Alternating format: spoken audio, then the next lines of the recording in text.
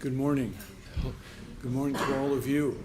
And thank you for coming to what I think is a great day for the class of 2025 and everyone here as well.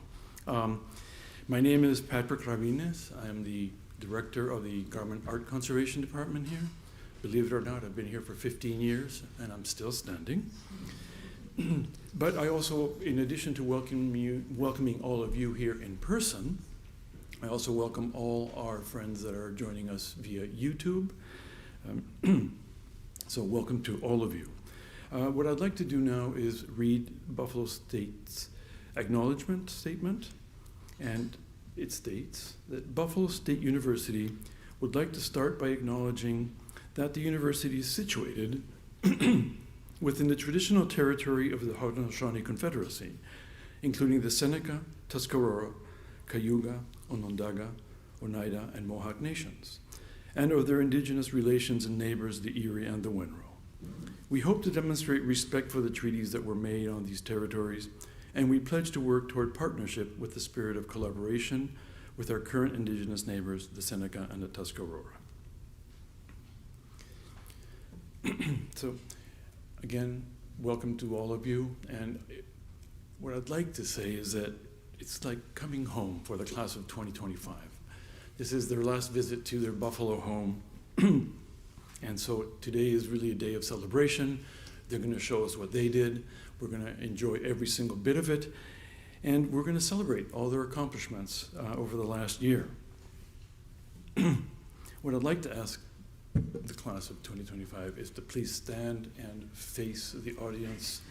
And what I'd like the audience to do is to notice that you can identify them because they all have stoles. But now I want all of us to congratulate them heartily, please.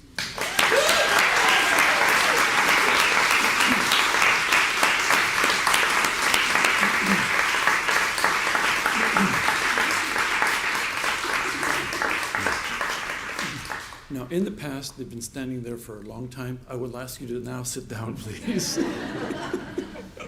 I remember those, and they do too, or some others.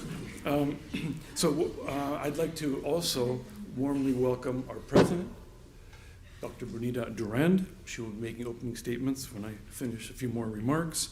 I also want to welcome all the families that have come, all the partners and spouses, friends, and anybody else that's related to you.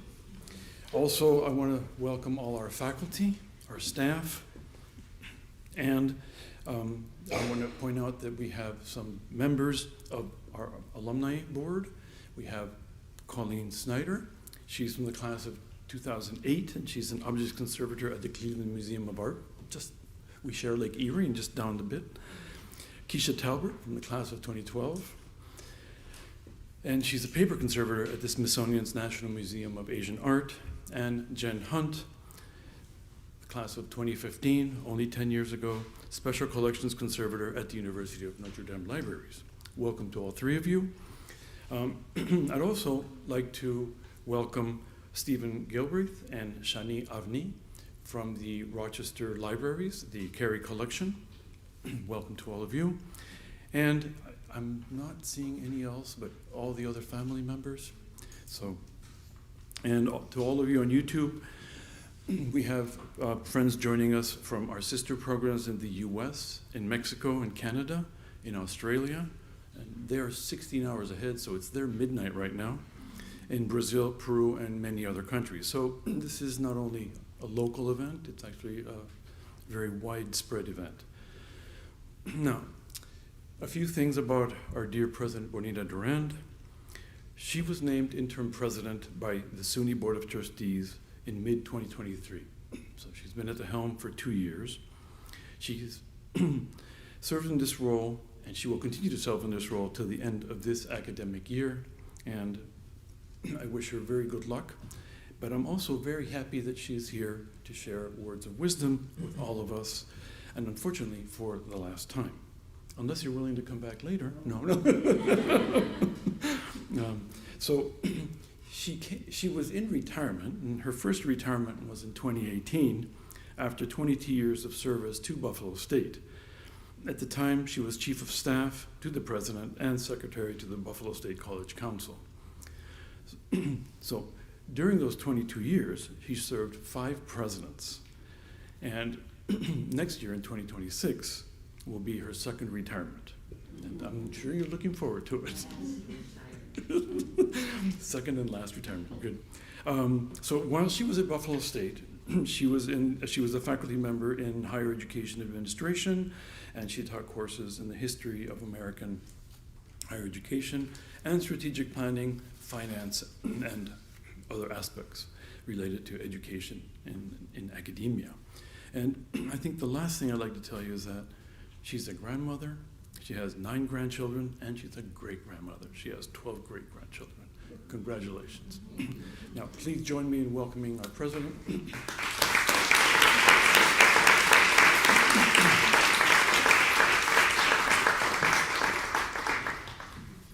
so much. Thank you. Well, good morning, everyone. So, Patrick's already shared some of my background with you, but I want to tell you a little bit more.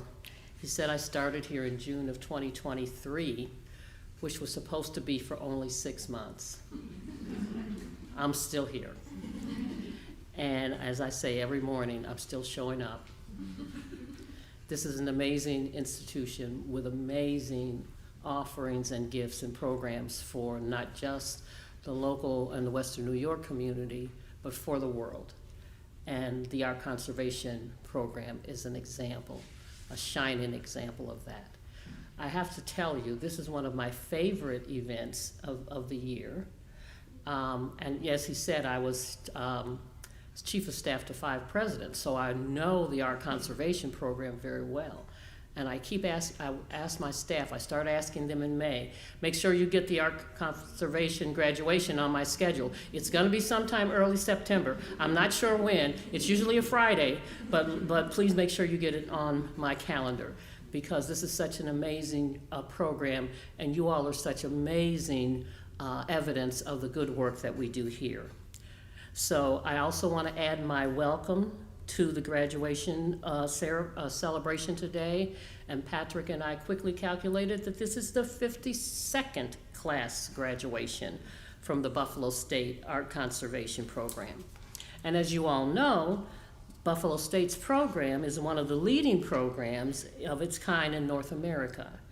And our graduates, we are proud to say, can be found in the art and the conservation labs and studios of major institutions across the world. And whenever I invite dignitaries or other college presidents or other guests to the campus, I always call Patrick and say, can we come by the Art Conservation Program for just a bit? We know you're busy and we know you're into your classes, but this is something special This is something that we need everybody to see and everybody to know, and has always been very accommodating. And I have to say to the students, you all have shown me so much, most of it over my head, but I know you know what you're doing, so I don't worry that I don't quite understand it all, because I know it's going to be great. You are the newest graduates of this highly selective and competitive program, and we are sending you out in the world today with the very best education and training that can be offered in the conservation world.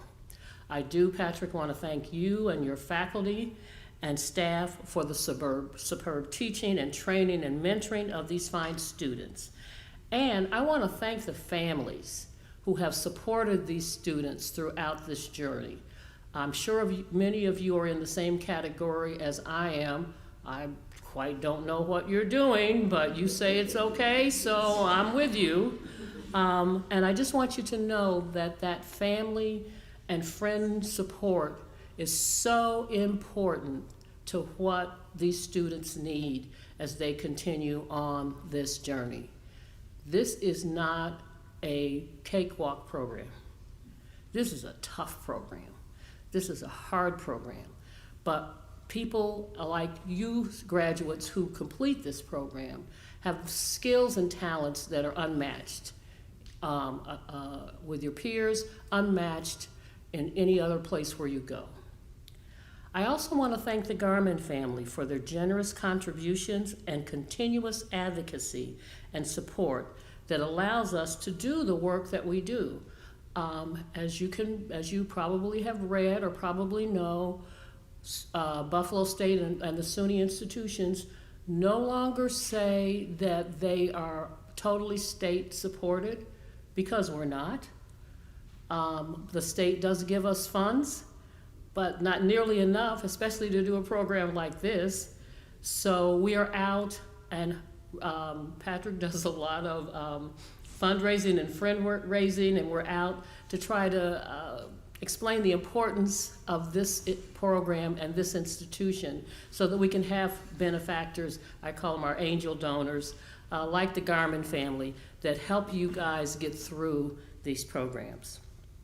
And finally, I want to say to Devon, Elise, Sophie, Vu, Renata, Sutton, Charlotte, Sarah, Madison, and Grace, congratulations. Job well done.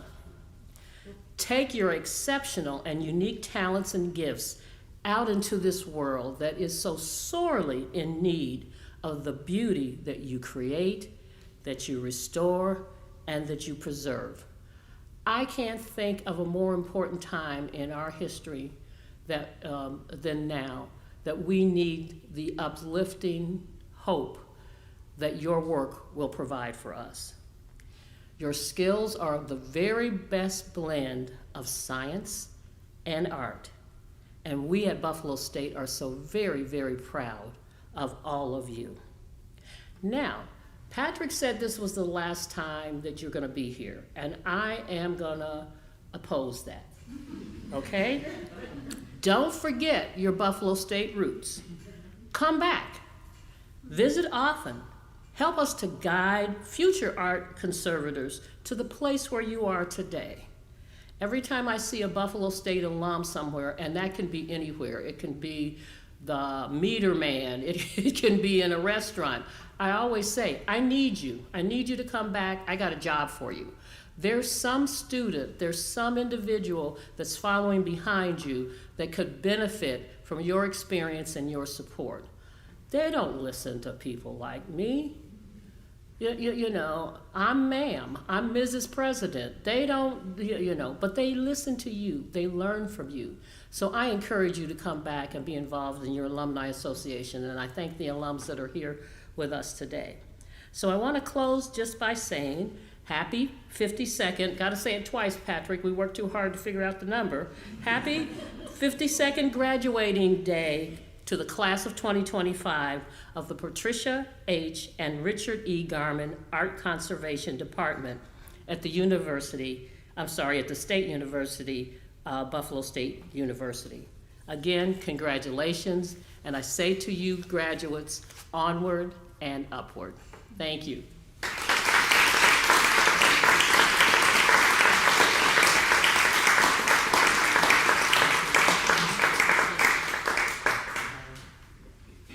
So Patrick knows that this Friday, for some reason, is the busiest Friday on campus. I have no white space on my calendar. It's meeting to meeting, and because the meetings are so different, I've got a backseat full of clothes that I have to change. I'm gonna have to do that now, but congratulations again to you, and Patrick, thank you for allowing me to come in and have this brief time with you. Our pleasure. Thank you very much.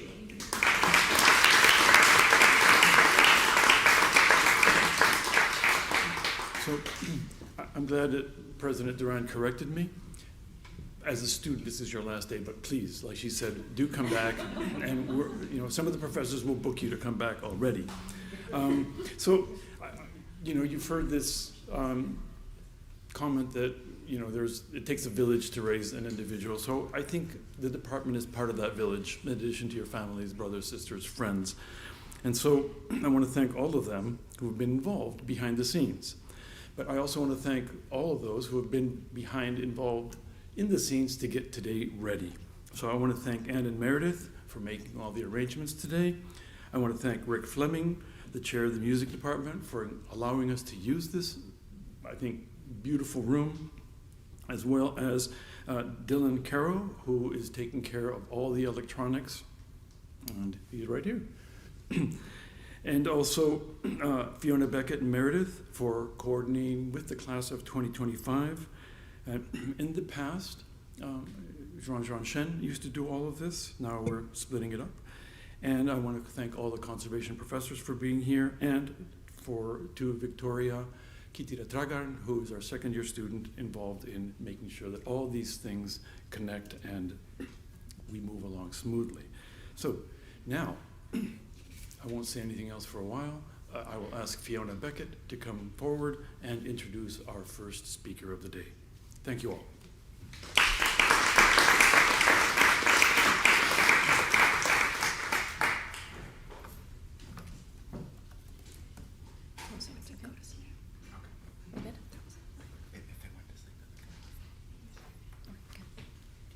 Okay, good morning. We're just sorting a couple things. We're good? Okay. It is my pleasure to introduce our first speaker, Vu Do. Vu is a Fulbright Vietnamese student scholar and was also an associate lecturer at Vietnam National University before coming to Buffalo. He has a BFA in paintings from the Pennsylvania Academy of Fine Arts in Philadelphia. Vu is an accomplished artist and lecturer who has taught at both the Painter's Studio and Wellspring Hanoi International Bilingual School in Vietnam. He recently completed a graduate summer internship at the Smithsonian National Museum of Asian Art and also attended the 7th Forbes Symposium on Scientific Research in the Field of Asian Art, hosted by the museum in 2023. This past year, Vu was a third-year intern at the National Gallery of Art in the Objects Conservation Lab. After graduation, he will return to Vietnam as a requirement of the Fulbright program and teach workshops for museum professionals in Hanoi and Ho Chi Minh City. In October, he's coming back, and he will return to the Smithsonian National Museum of Asian Art as the Gretchen and David Welch Fellow. Please welcome Vu.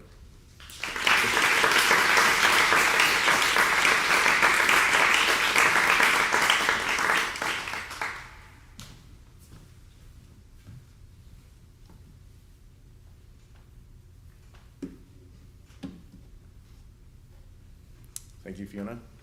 Good morning, everyone. It's my pleasure to be here to opening this series of amazing talks.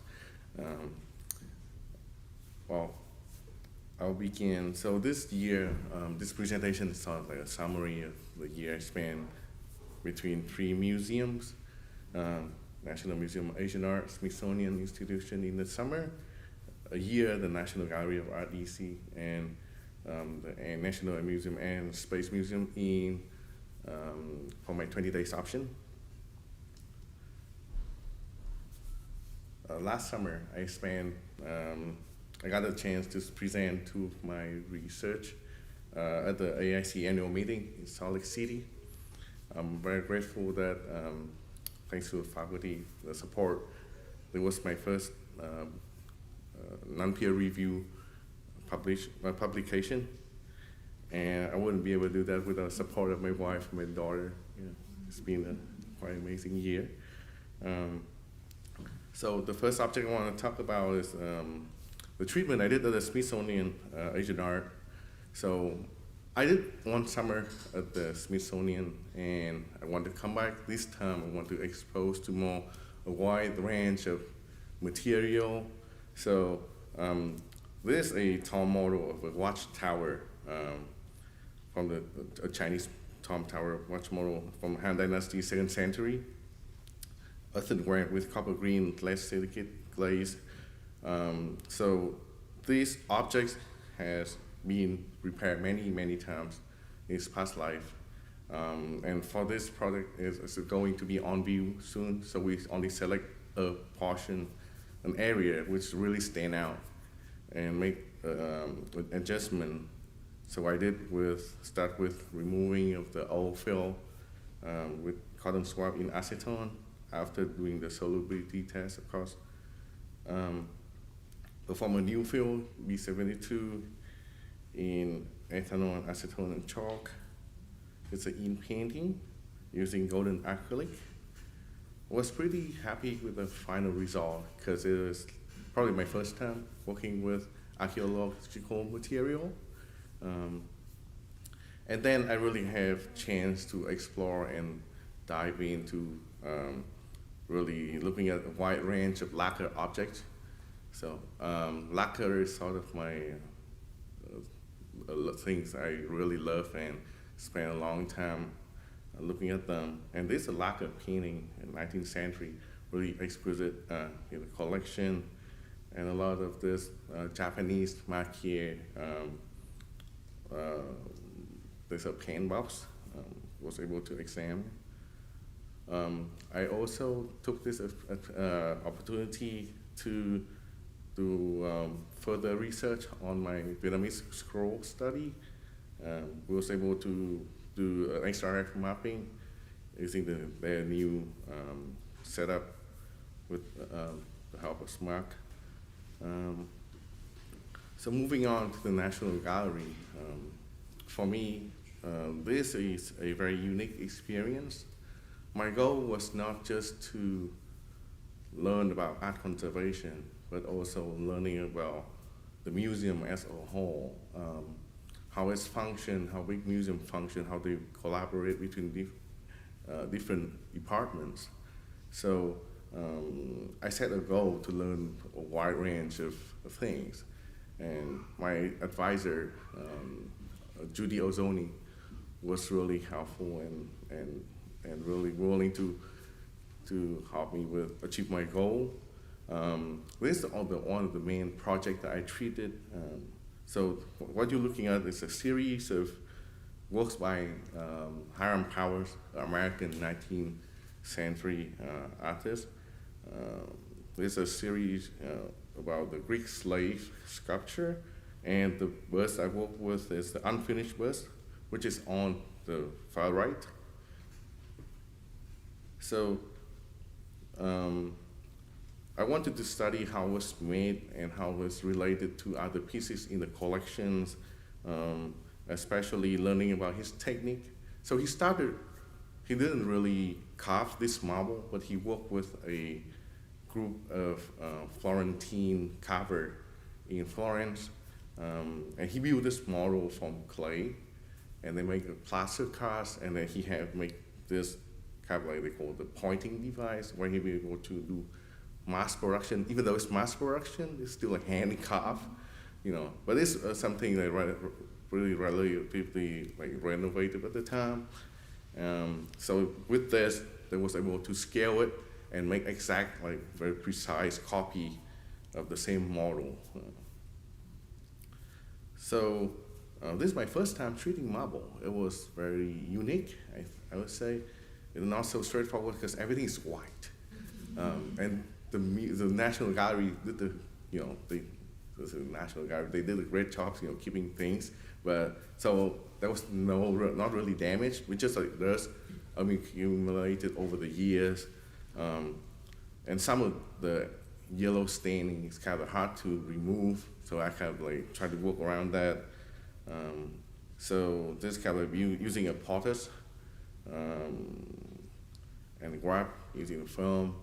So what I use here is a deionized buffer pH 9 with a surfactant and petroleum benzene, and then rinse again with the same buffer DI water, and this is the result.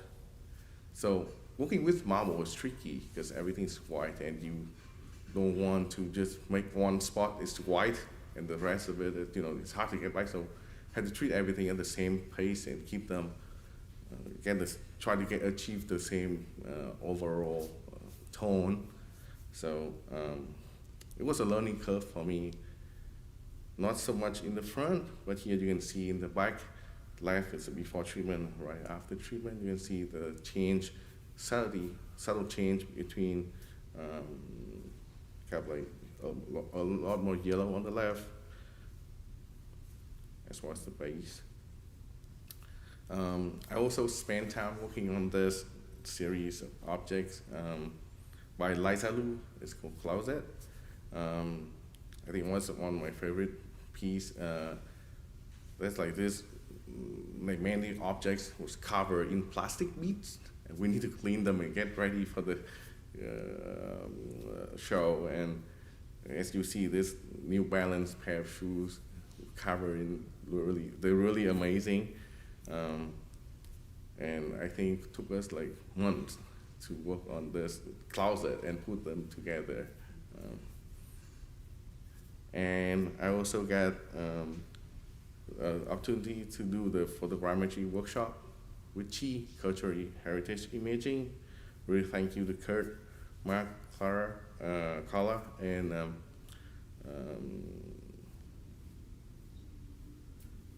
my advisor. There was a anonymous donor that gave me the tuition. I think it was about $2,000 to attend this workshop. So I feel really grateful. With this, we can build a 3D model, not just for reproduction, but also for archive, using certain measurement, And I spend most of my time working with annual outdoor sculpture maintenance. I would say this had become,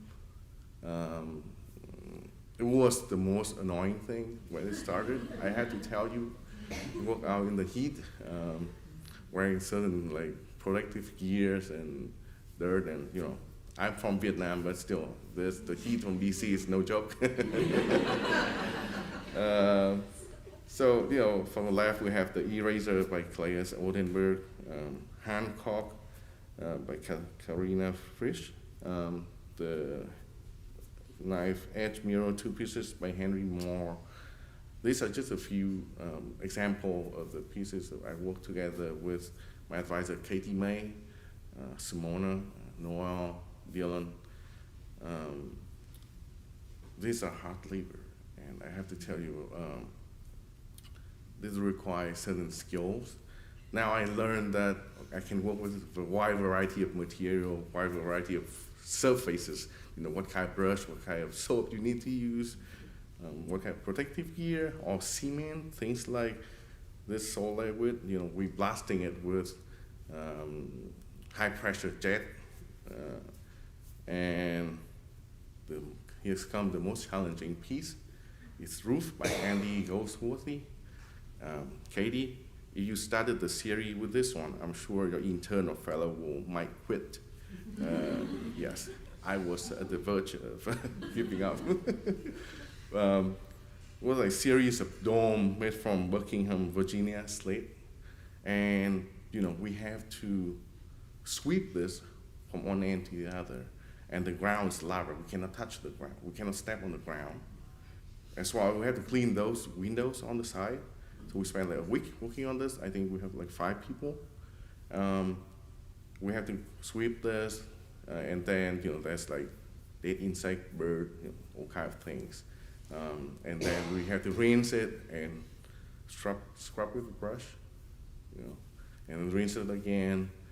So it was really challenging and really hard labor, I think, in physics, as well as the scale of the project.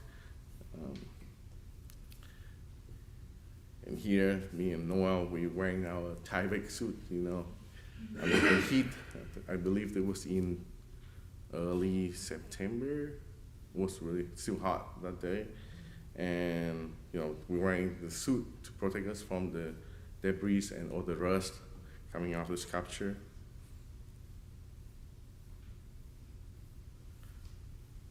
Another project that I've been working on since January was a reconstruction of a 16th century Vietnamese polychrome. Really thanks to my advisor that we have the equipment to do this. So as you can see, that is one of the rarest sculpture in Vietnam. He's about 12 feet tall, built on-site, made from just clay, non-fire, rice paper, bamboo, and then been lacquer. So there's a quick video, the time lapse, the production team have put together. This like summary of about 6 or 7 months of the progress.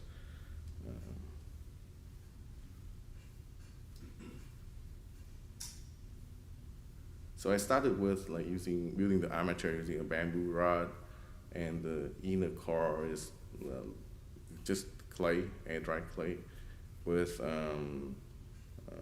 rice hull mixed in it. And then the outer layer is like a paper mache mixed from Vietnamese zaw fiber and clay. So it's really smooth to help building up the details.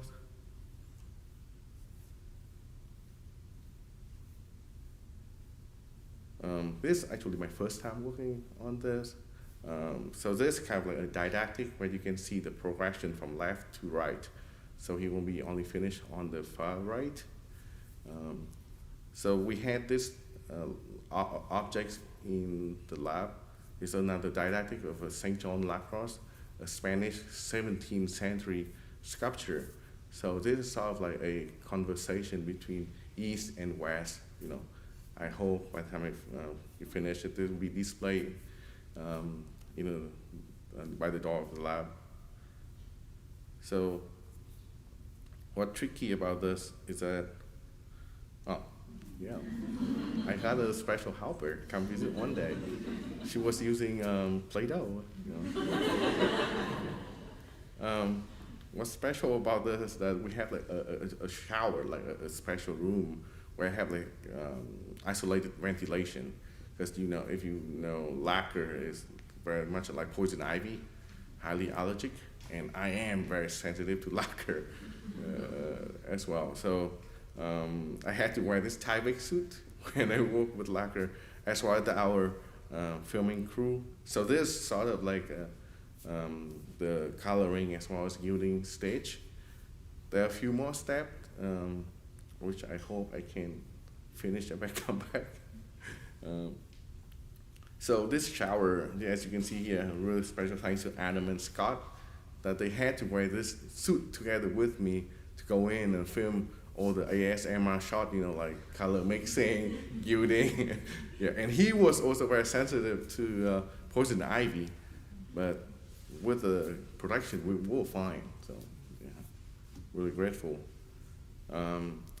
And then I spent my 20 days option at Ant Space. So I came to visit the lab just for a tour. And on that day, I saw there was 2 Vietnamese objects sitting in the lab. And I was so curious. I asked my later advisor, Lauren, can I study this kite? Never seen anything like this. In Vietnam, the time we have the story of this trend of studying historical toy. I never seen this model before. It's made from bamboo, paper, glassine, foil, so unusual. It's from the 60s. And I believe I never seen any kite in the museum. So, and I said, it is in a pretty bad condition, like it's kind of like crunchy, things breaking up, fall apart. So I just want to study it. I don't think I have the ability to treat it. But after all the examination, I came to the conclusion that, okay, I can't treat it. But moreover, we were able to find the owner, the story behind the kite, how it came to America. It was an order there was like this major working Air Force. He came to Hue, he did this training, he saw this bird-looking thing on the sky. He thought it was a bird, but it turned out to be kite. And he bought one and sent it to the Smithsonian. Later, he became one of the most pioneer aviation restorer at the Smithsonian. So I treated this object using my knowledge from Teresa class. I used B-72 because this kite was so sensitive to water, and it works. But I think the most challenging thing was this tail. It had suffered water damage, and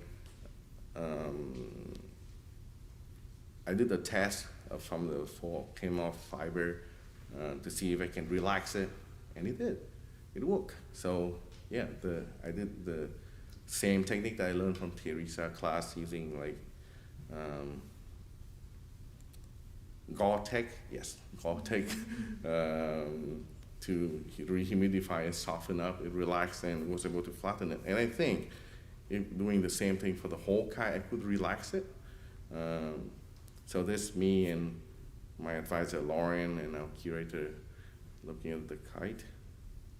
And this is a kite before and after treatment. It in a much better, safer housing. And after 58 years, we were able to flip it and see how it's like over there. It's really cute. It's like a peacock, crow, I don't know, a bird. Very fascinating. Here, couple more shots. And this is a picture. It was taken in 68 and 2025. You can see, I learned a lot from this project and had this idea, okay, now I don't think many people in Vietnam know about this. So I reached out to the museum in Hanoi, and we had this online/in-person talks about this project. I share about this project, and it attracted many people. This was hosted by Hanoi Museum Learning Foundation and Space Smithsonian, attracted more than 200 people. And this year marked the 30 years diplomatic relationship between US and Vietnam. So I think it'd be very meaningful to share it. As the kite has become like a symbol of peace. So I learned a lot about kite making. We have where kite master maker explained some of the model, how it was constructed, and there was knowledge exchange between all of us. And yeah, it was really meaningful. And then I got to present this again at the Smithsonian Symposium for Fellow and Intern. I'm sorry I'm boring you with another presentation. I did a lot of presentation, and there's another slide. I'm gonna go into another slide. Of my 695 master project I presented at the AIC annual meeting in Minneapolis. For me, presenting is a way to share our culture. I'm from Vietnam and a Fulbright scholar, and I think that's a way to exchange knowledge and deeper understanding between two countries through culture and education. So, and another piece that I treat and my team collaborated, a Frank Stella print in the collection in the U.S. Embassy in Hanoi. So really using what I learned at the Buffalo State Art Conservation Program, and we was able to treat it. So I will not go into detail about it. I know it might be boring, but we had a really wonderful year in DC, with my wife too, and I'm sorry they're not here today. They left a little early to enjoy the summer in Hanoi, but I want to be able to do this without them. We even have a day where we make Vietnamese food and bring to the lab, have lunch with our and Ka really have fun with her new friends at school. And then was our bring my daughter to work day and spend a day with her. Yeah. And on March 29, 25, I finally proposed to my wife. You might wonder why. I won't tell you why, but we've been together for 10 years. We've been married for 6 years, and she still, I haven't proposed her properly. So real thanks to my classmate that came out that day, helped me set up this mission, and it's accomplished. That was at the Cherry Blossom Festival in DC. I just secretly, she was like, why I'm wearing a suit? It was so hot. And finally, I caught her by surprise. And my daughter had no idea what's going on. She was crying this whole time. Oh my God, yeah, it was fun. Finally get it off. Really spent a lot of time enjoying fishing in the district. We kind of like have a fishing class with our classmates, Devon, Sarah, and Sophie, and Justin. That was my biggest fish, a 14-pound carp. Special thanks to Alan and Kevin that loaned me the rods, and Anh Hoàng for teaching me all this knowledge about fishing. Really thank you. It has been a long journey. Getting the Fulbright, coming to Buffalo State, already a dream come true, and then going through all this museum is, what can I describe what I'm feeling right now? But I'm very grateful for all the support from all my advisor, from family. I'm so glad my mom and my brother and my aunt and my nephew can be here today. Thank you.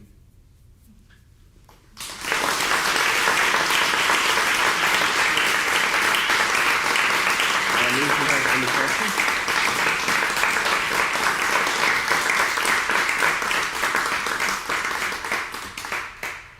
So we have a little bit of time for a couple questions. Just raise your hand and Victoria will come around with a microphone. Thank you for the great presentation. Just very curious about in your title you said journey towards education in Vietnam. Do you have more plans of what you want to do to continue that journey? So why I'm here, I always try my best to apply what I learned right away and connect with people at home. So coming back home this September, I'm doing 2 workshops about, first I'm teaching about conservation imaging. Thanks, John. And then another workshop in Hanoi as well. But my goal was to build a conservation training. So, and I think with just Vietnam, it might not be enough. We don't really have enough resources.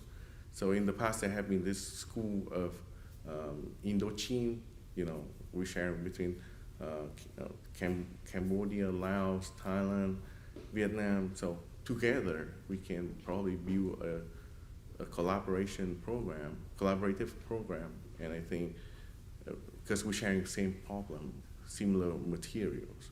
So that is my sort of thought right now. And and maybe I will try to visit other museums in the Southeast Asia region and reach out to see if we can build an alliance of museum professionals and then go from there. Thank you.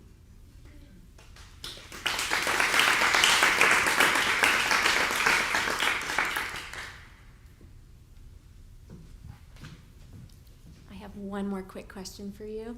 I was curious because you were talking about the outdoor sculpture and all the cleaning, and particularly the one where you couldn't touch the ground, which I thought was kind of like the conservator's version of the floor is lava. But what were you using? What materials were you using to do the cleaning? If I remember correctly, that was a soap that we just water and soap. I forgot the exact Offers. It's just Offers soap. 2 spoons for a bucket. Is that the ratio? But I think mainly it's like to be aware of the sculpture, because you're stepping on the sculpture, and their part can be moved, or it can break if you step on the wrong platform.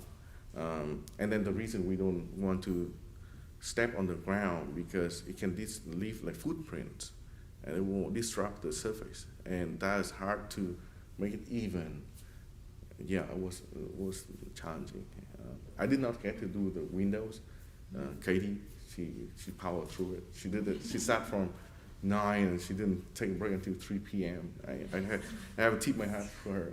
She was really amazing. Yeah. Thank you, Vu.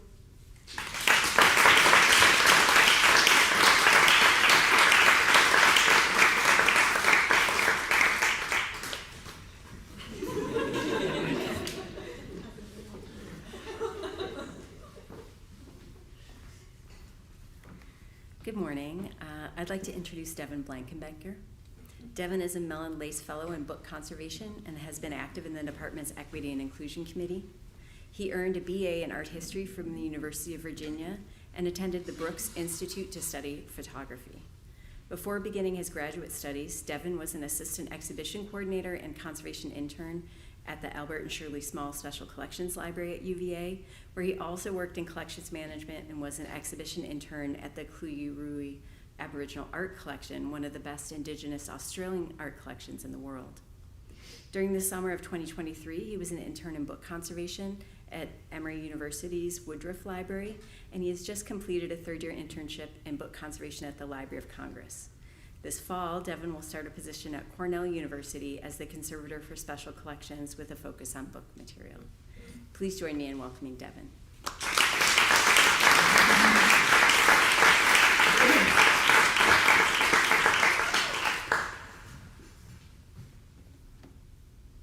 Thank you, Teresa, for the introduction. Hello, everyone. My name is Devon Blankenbaker. Thank you so much for coming to my presentation and to all of our presentations. I remember being in here 3 years ago, looking at final presentations, and what I remember most was how much I didn't know what people were talking about. But being here now, I've realized how much I've learned in the program, not just in my specialty of book conservation, but in the entire field of conservation, and how much I've grown as a conservator and a person over the years. Today I'm going to be talking about my year in Washington, D.C. and at the Library of Congress. Before I really get into all the work I did at the library, I thought it would be fun to talk about some other things first. First, I have to talk about the city where most of us have been. Obviously, a lot has been going on in the Capitol, a lot of not great stuff, but I want to focus more on all the good that has happened. I was really excited about going to DC.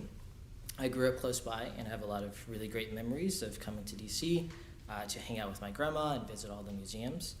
And I'm really happy to say that that tradition has continued over the past year. It was great to be so close to my family, for all the love and support, and to my mom for all the trips to Costco. Over the past year, a lot of milestones have happened. I turned 30 and had some of the best tacos and tres leches cake I've ever had. I want to shout out Clavel in Baltimore. I got to travel. I went to Flavortown in Pittsburgh. I went back in time, walking around the Maryland Renaissance Festival, and I finally had some more time to give to my hobby of cycling. Over the year, I was able to bike hundreds of miles around Virginia, DC, and Maryland. Continuing the trend of Vu, I got engaged, which pretty big news. And then in bigger news, I got married. We work very fast. Thank you.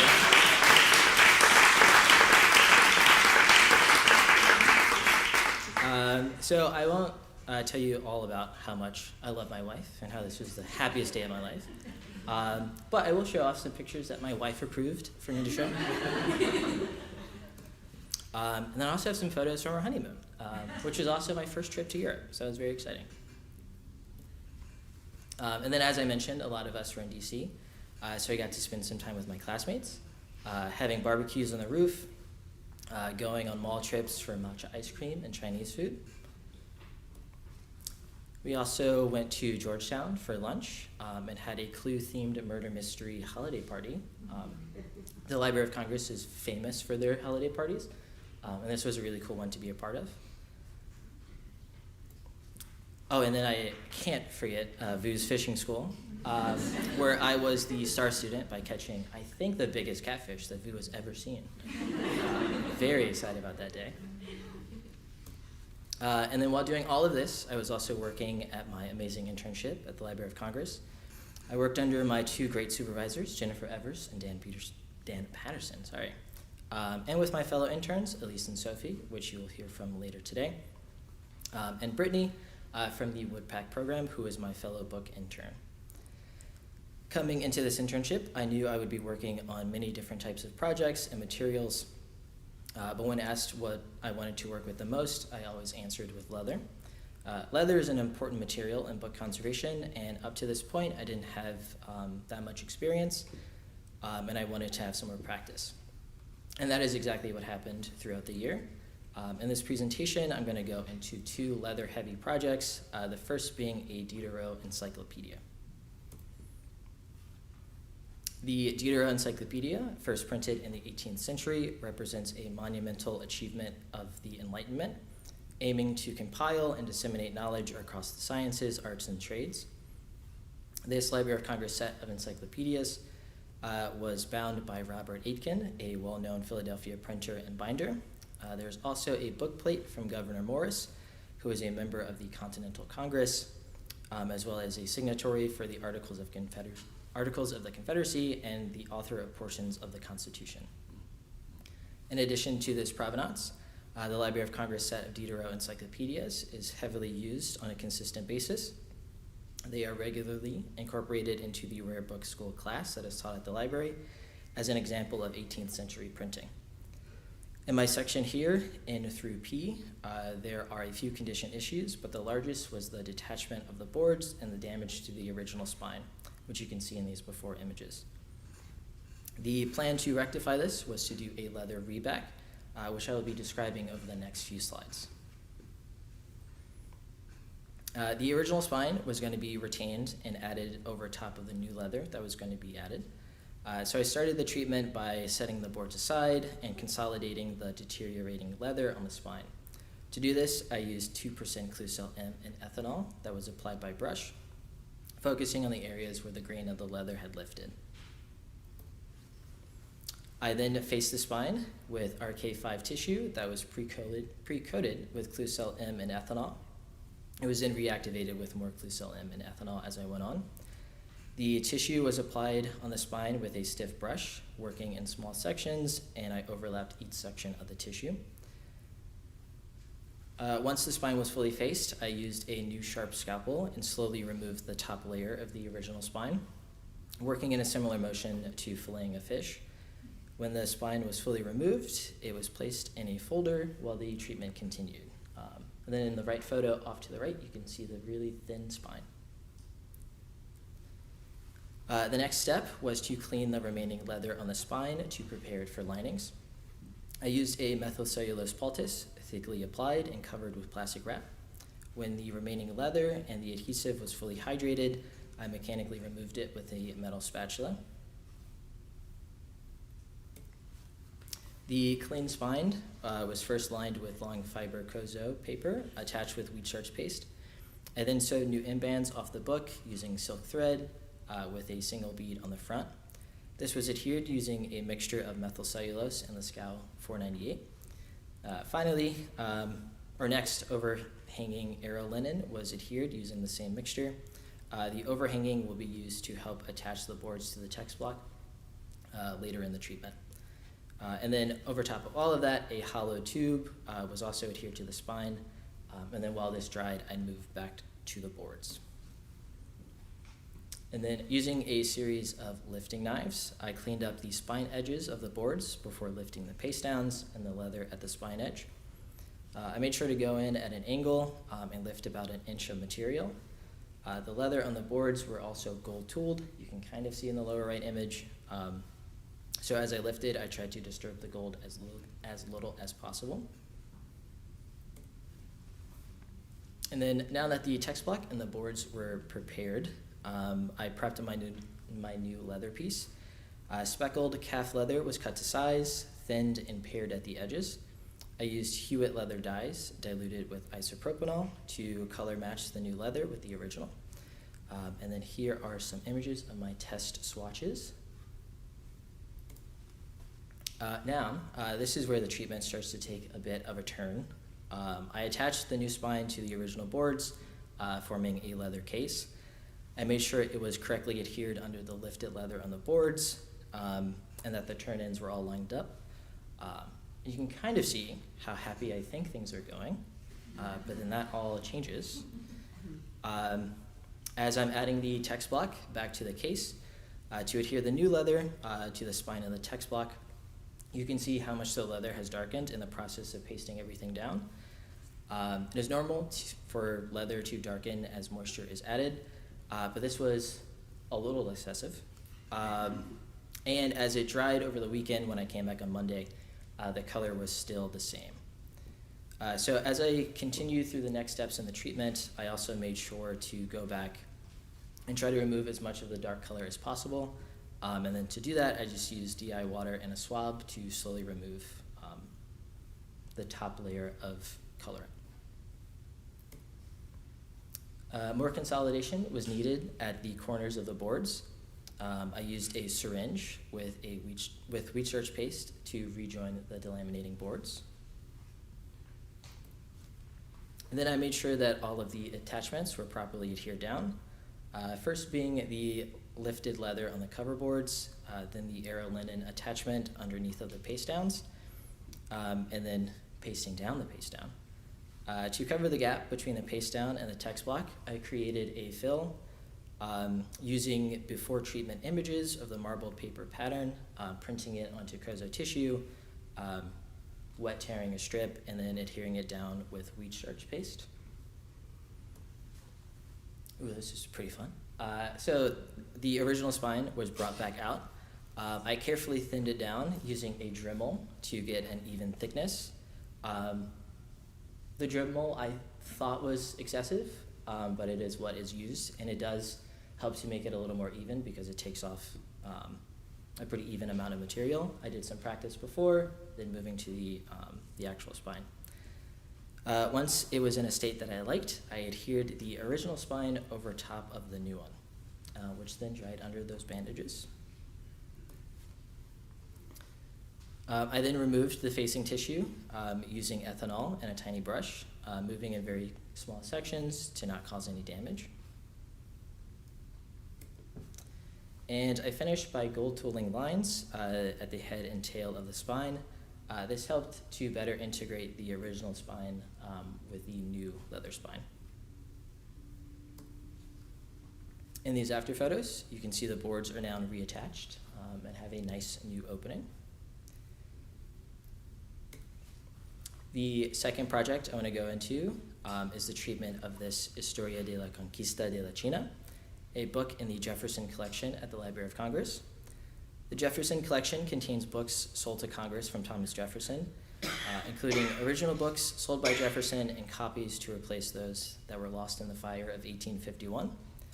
It was a huge honor to work on a book from the Jefferson Collection in the Library of Congress, knowing that this would go back to an iconic exhibition for visitors to see. The book was rebound by the government printing office into this red leather, or red buckram binding. It is not original and sympathetic to the time period and looked out of place next to the other books in the collection on exhibition. The binding also restricted how much the book could open, as it had been oversewn. So I needed to rebind it into a much better binding. To do this, I started by disbinding the book, including cutting the paste downs to remove the text block from the boards and removing the spine linings before undoing all the existing sewing. The paper was discolored, and there was a buildup of adhesive on the spine that would have made it difficult to rebind, so I decided to wash the text block. But first, I needed to do solubility testing. The printer's ink and any graphite inscriptions were okay, but I was worried about the red edge decoration that you can see in the left photo. After testing, though, the red was not soluble, so I moved forward with the washing. Love this picture, because I've never removed so much discoloration. It was like dipping a tea bag into water. It was insane.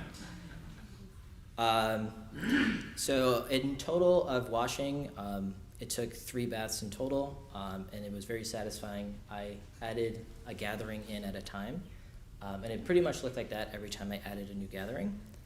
And then after the 3 baths, I felt it was clear enough for me to call it before moving on to the next step. And that next step was sizing. The paper, after coming out of the bath, had felt soft and lost its rattle, and to get it back, I dipped each bifolio into a heated solution of gelatin. Excess gelatin was removed, and the pages were air dried before being put into sections and placed between felts to fully dry.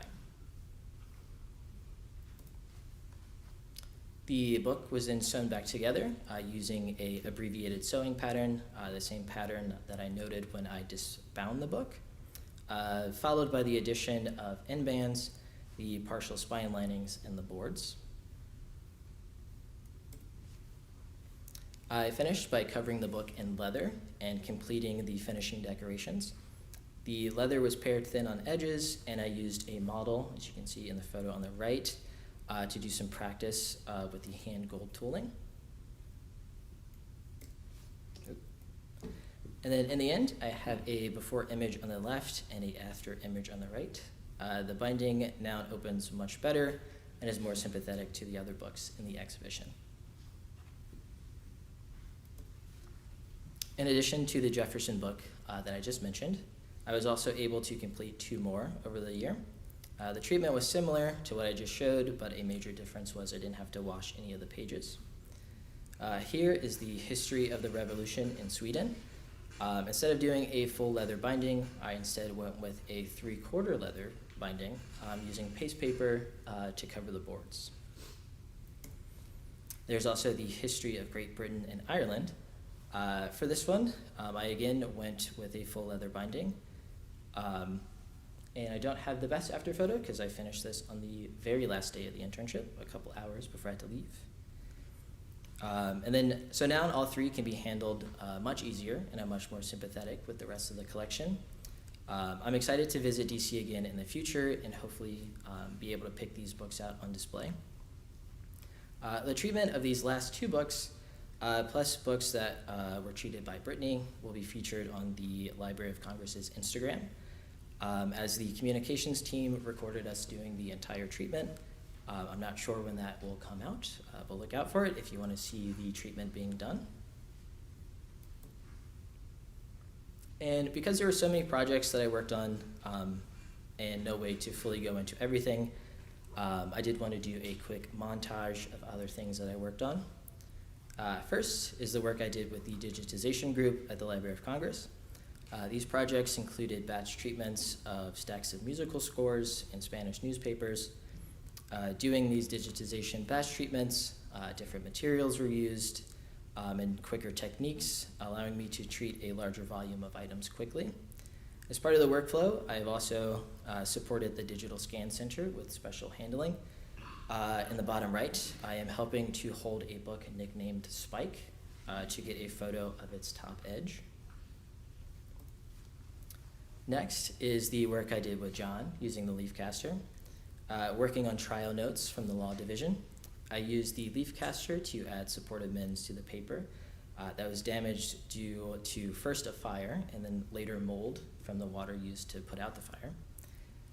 It was my first time using the leaf caster, and then you can see the results, which I thought were amazing. Then there is this rebinding project I did with Catherine on this collection of sheet music where the binding had failed, leading to damage to the spine.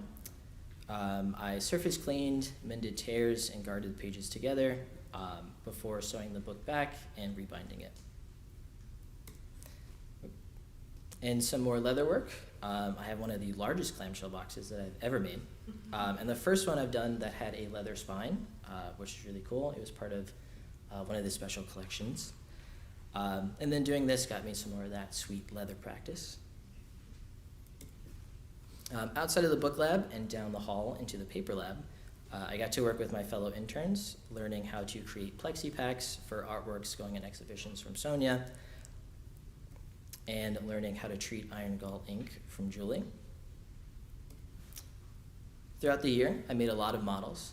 It let me practice binding techniques that I would then use on treatments, like working with full and 3/4 leather bindings, trying different in-band and gilding styles, and understand how to fit a photograph or a set of maps into a binding. I also had the chance to get more familiar with lesser seen binding structures, like this Armenian binding in the lower right. The opportunity to make these models have made all the related treatments that much better. I also got to participate in outreach over the year in multiple ways. The biggest one being the mini lab tours that happened throughout the year. I got to talk about my projects with my friends and family. I got to talk with other people's friends and families, and countless government employees. I also got to participate in the library's Family Day, where I was able to show the wonders of conservation to kids of all ages.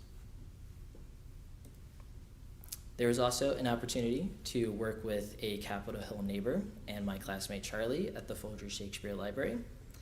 We had a 2-week shared experience working and treating parchment fragments at the Library of Congress, then working on mounting books and helping to set up the exhibition space, How to Be a Power Player, Tudor Edition at the Folger Library. If you would like some more in-depth information about the work we did, you can find a blog post that Charlie, Brittany, and I wrote on the Folger's website. And finally, I want to mention all of the wonderful institutions that were able to give us tours of their conservation labs. And thank you to my supervisors for setting them up. Being in DC, it was great to have so many places so close by and to learn the many ways to set up a lab and ways to do treatments. Now we are at the part where I get to give my many thanks to everyone who has helped me over the last year and beyond. Everyone here at Buffalo State, all of the fellowships and scholarships for the funding of my education over the past 3 years. With all of your help, I now have 2 master's degrees that I didn't have to pay thousands of dollars for.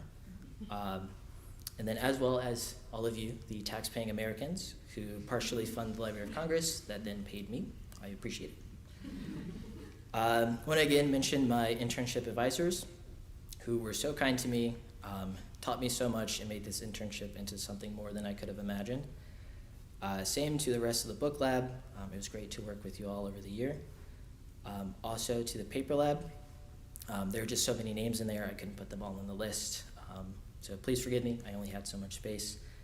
I want to thank and congratulate my classmates for everything over the past 3 years. I want to thank my family and friends. The support you've given to me has been so much more than you know. I want to thank my parents for being here. I promise this is the last graduation you'll ever have to drive to. And then finally, to my wife, again, for all of the support. Thank you for being flexible enough to come with me to Buffalo and to all the internships I've had over the years. I love you so much. Whew. And I can't wait to continue our lives together in Ithaca, which Teresa has mentioned. I'm very excited about. And that is it. Thank you all for listening.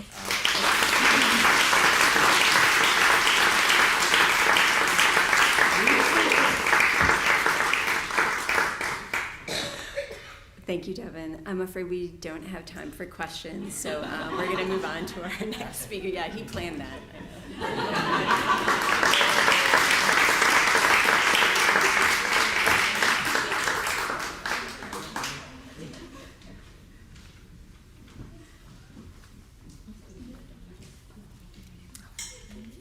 It is my pleasure to introduce Grace Wilkins. Grace graduated from Brown University with a bachelor's degree in neuroscience and was a pre-program intern at the Brooklyn Museum and with Gowan Weaver Art Conservation. Grace completed graduate summer internships at the Carnegie Museum of Art and at Glenstone. Grace spent her third-year graduate internship in the Decorative Arts and Sculpture Conservation Department at the J. Paul Getty Museum. After graduating, Grace will begin a position as the Engen Conservation Fellow at the Smithsonian National Air and Space Museum. Please join me in welcoming Grace.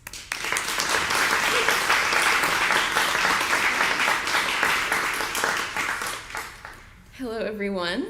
Thank you, Emily, for your introduction. Today, I will be sharing an overview of my experiences entitled G is for Grace, Getty, and Glenstone. The symmetry alone was something I couldn't ignore. I first want to talk about my experience as a summer intern at Glenstone, and then during my year as a graduate intern at the J. Paul Getty Museum, highlighting the breadth of work I was able to be involved with at both institutions, and delving into a few research and treatment projects in greater detail. Leaving Buffalo at the beginning of June, I drove to Maryland to begin a 3-month internship in the conservation department at Glenstone, a private modern and contemporary art museum in Potomac. While at Glenstone, I was fortunate to work under the supervision of conservator Sam Owens and department head Stephen O'Banion, as well as conservators Austin Anderson and Buffalo grad Kayla Nurmi.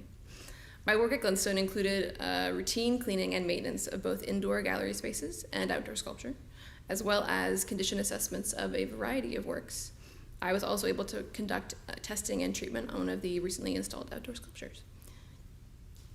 Over the course of my internship, I assisted Kayla with her weekly gallery dusting, participated in annual maintenance of a number of large-scale outdoor sculptures, which included frog catching and releasing, which is harder than maybe it looks, or maybe it looks hard, as well as cleaning from above. There's me up in the boom lift, which will be the first, but not the last time I'll be in the boom lift in my time at Glenstone.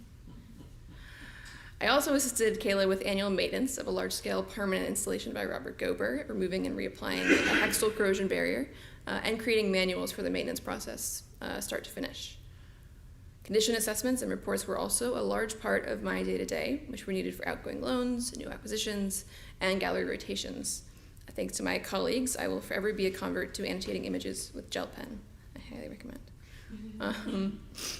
My main treatment project during my summer at Glenstone involved this large-scale sculpture by Alex DeCorta, entitled As Long as the Sun Lasts, which included, among many other delightful elements, including a very large blue Big Bird-esque figure, a mobile of 5 painted solid steel discs. While the work was overall in very good condition, there were 2 main condition issues, namely, of course, surface dirt, thus is the life of an outdoor sculpture, and small losses to the paint layer on 2 of the discs, resulting from an imbalance in the mobile structure. While we had been provided with touch-up acrylic polyurethane Matthews paints by the fabricator, I was curious to see whether conservation grade paints could be suitable color matches, including golden MSA paints and so-flat acrylics. I tested these color matched paints against the touch-up paints on a primed metal surface, evaluating ease of brush application, flash cure time, opacity, and surface sheen. In the end, I ended up choosing the Matthews touch-up paints with an additional brushing and rolling additive. The treatment was conducted in situ over the course of 2 days, accessing the discs with a boom lift, as you can see here. Shout out to Chris for operating the lift and keeping me company, because he had to stay up there for the entire 2 days that I was up there. I mean, I went home and then came back, but just to be clear. Primer and paint were mixed in the lab and put into magnetized cube tubes, which I could stick to the lift railings, because there was not a lot of workspace up there. Day 1 involved cleaning and application of the Matthews epoxy primer to the areas of loss. After the primer had cured for 24 hours, Day 2 involved further cleaning and the application of the colored Matthews touch-up top coat. Here are the results from the main losses to the blue disc, as well as the red disc, which included an additional masking step to prevent paint from getting on the supporting pole. And here's the work overall. While there is not a massive visual change, nor was one expected, the areas of bare metal have been sealed and are less vulnerable, now covered by the primer and the top coat. After a wonderful summer at Glenstone, I moved all the way to Los Angeles to begin my third-year internship in the Decorative Arts and Sculpture Conservation Department at the J. Paul Getty Museum. Here, I worked with my supervisors and Buffalo grads, Arlen Hagen-Motham and Julie Wolfe, as well as department head Jane Bassett, Cooperstown grad, and conservators Madeline Corona, Robert Price, and mount makers BJ Farrar and Richard Hards. Day-to-day, my internship involved a number of different collections care activities, work on both treatment and research projects, a wonderful study trip, and more than a few smaller projects or side quests, as I came to call them. As a grad intern, I helped Robert with the routine cleaning of outdoor sculpture, every week rinsing and drying the collection of around 25 to 24 works that were gifted to the museum by Fran and Ray Stark. I also helped Madeline with dusting in the decorative arts galleries with my Ghostbusters vacuum backpack, and participated in integrated pest management efforts, including checking pheromone and blunder traps, which is what I'm doing here, looking for these main offenders in particular. Sorry, warning, bugs. Madeline and I also conducted an anoxia treatment on this beautiful tooled leather microscope case that unfortunately showed some signs of moth activity while on display. Oh, pardon me. While there are a number of approaches for creating anoxic environments, the department has had success with nitrogen-based methods.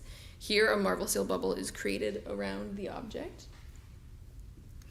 And an apparatus designed by Arlen and Julie is used to purge the bubble with nitrogen gas and sustain an anoxic environment for a prolonged period, in this case 2 weeks.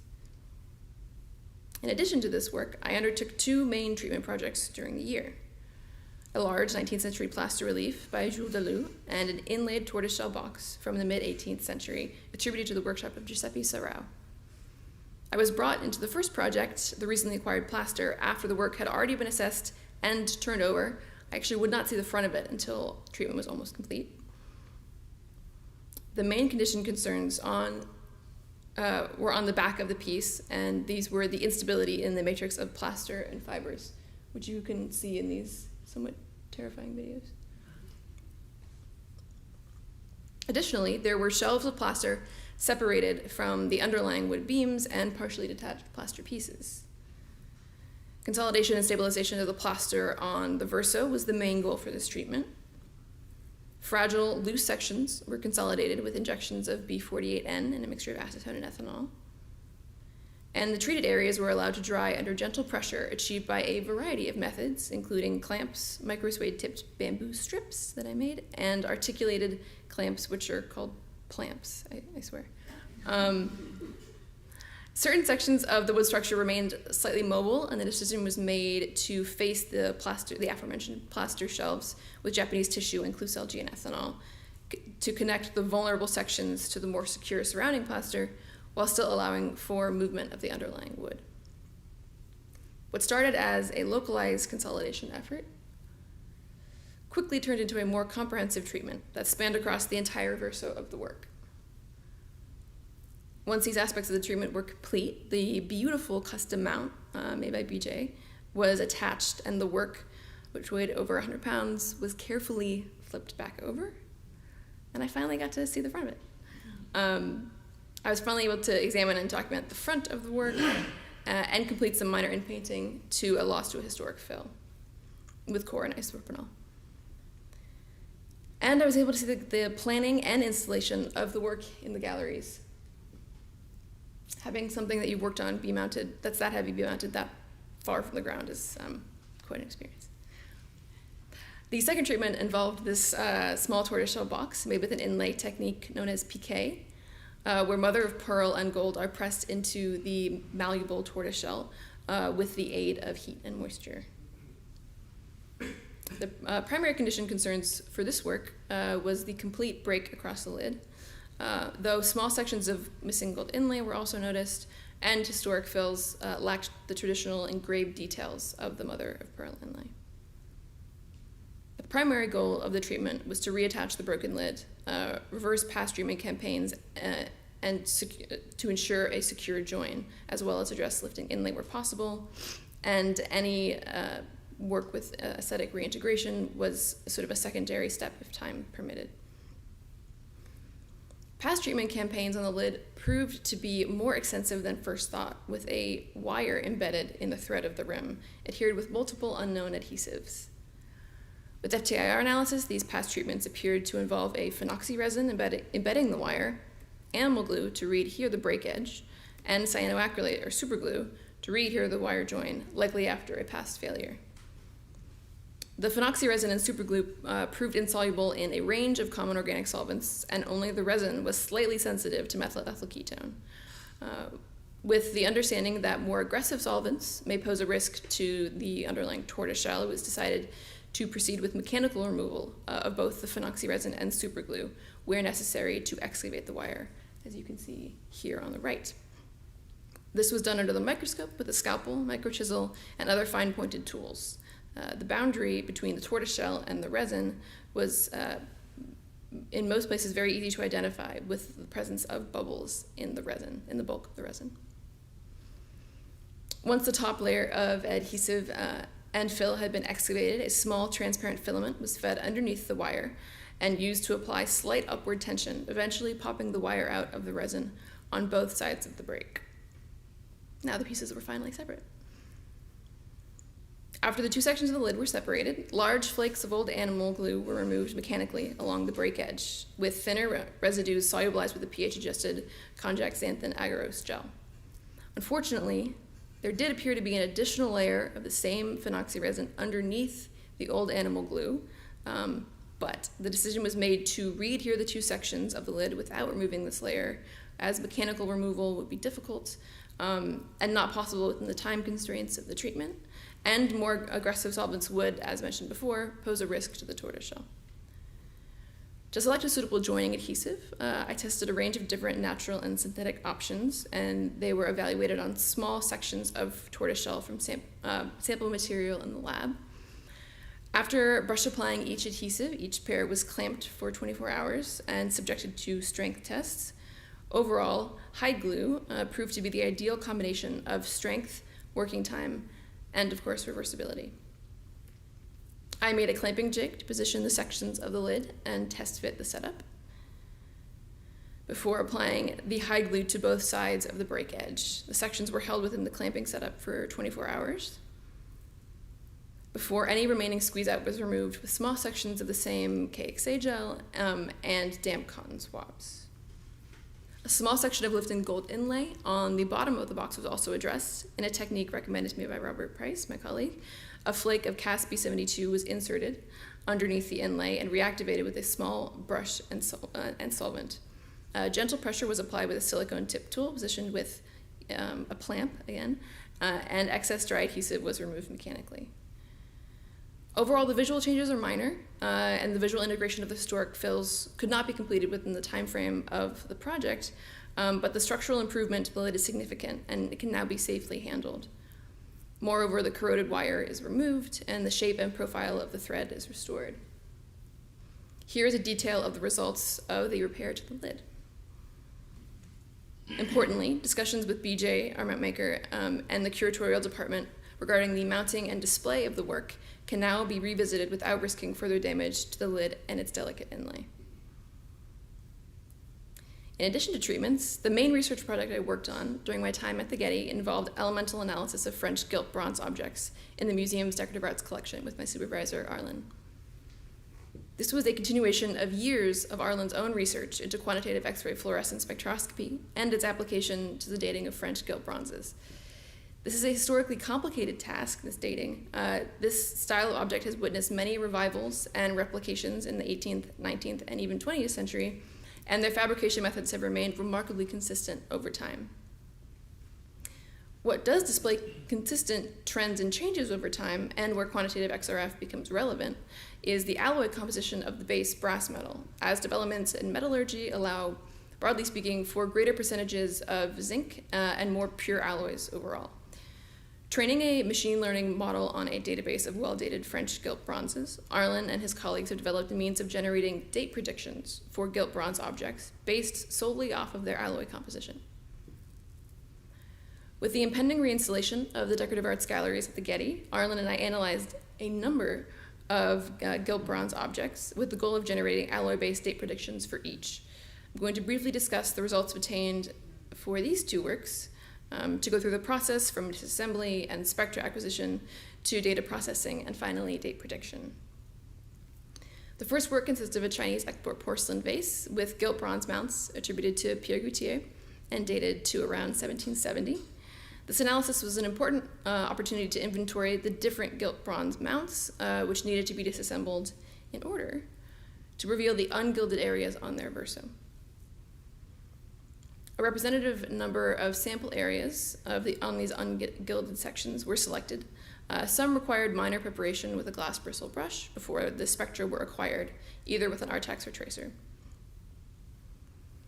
The raw counts were then converted into percent concentrations using a fundamental parameter software called PyMCA, whose output was then calibrated to a set of standards previously developed by Arlen and his colleagues. This generates a table of calibrated percent compositions across a set of key elements for each spectra collected on the object, which in this case, on average, showed a copper alloy with 18% zinc, 1.1% tin, and 2% lead, along with other trace elements like silver, iron, and antimony. All of these features in the data are clearly more easily visible in these associated bar graphs. To generate a date prediction from these values, a set of machine learning models is trained on a database of securely dated French gilt bronzes. The unknown data is input into the trained model, and a date prediction and associated error is generated. Indeed, for this vase, the gilt bronze mounts generated a predicted date of 1770, consistent with the attributed date. The same methodology was applied to this gilt bronze wall clock and bracket attributed to Antoine Foulet, and dated to 1764. The work was carefully disassembled to access suitable locations for collecting XRF spectra of the ungilded alloy. XRF was also able to help identify the pigments present in the bracket's inlay, a copper-based green, an ornament-like yellow, and a vermilion. XRF spectra was also useful in determining the type of gilding method employed in the fabrication of this work, as an absence of mercury peaks in the gilding, along with trace amounts of gold on the ungilded verso of certain components, are both consistent with electroplating, as opposed to something like mercury amalgam gilding. The percent alloy composition was relatively consistent, with 20% zinc, 1.5% tin, and 2.5% lead. As you can also see here, reiterated in these graphs. Inputting this data into the machine learning models generated a date prediction of 1788, which is within the associated error, which within the associated error is consistent with the attributed date of 1764, which in fact appears in an inscription on the internal clock elements. Another significant portion of this project was time spent expanding and optimizing the Python-based machine learning models that are used in this date prediction with the help of Arlen's colleague Rob Erdman at the Rijksmuseum. This allowed us to better avoid model overfitting and tune the model hyperparameters to our specific training database. Arlen and I are hoping to publish this updated code, our workflow, and an expanded reference database in the near future. Another highlight of my year was my Getty-funded intern study trip, where I was able to travel to London, the Netherlands, and Minneapolis for AIC. I had a lovely time being a tourist in London with Sam Owens, and we both participated in a week-long workshop at the University College London on the conservation of kinetic art. Taught by Reinhard Beck, Pip Lawrenson, and Deborah Kane, it was an exciting introduction to key elements of kinetic art and included lectures and activities on circuitry, motors, analog sequencers, pumps, like the peristaltic pump shown here. That's not real blood, it's fake blood, I promise. Breadboards and Arduinos. The whole week was a tinkerer heaven. It was wonderful. Moving on to the Netherlands, I met up with Josie, who kindly hosted me in The Hague and introduced me to cassoufflé, which is fried cheese, and it's wonderful. We toured the Maurits house, where she's currently working as a Fulbright Fellow.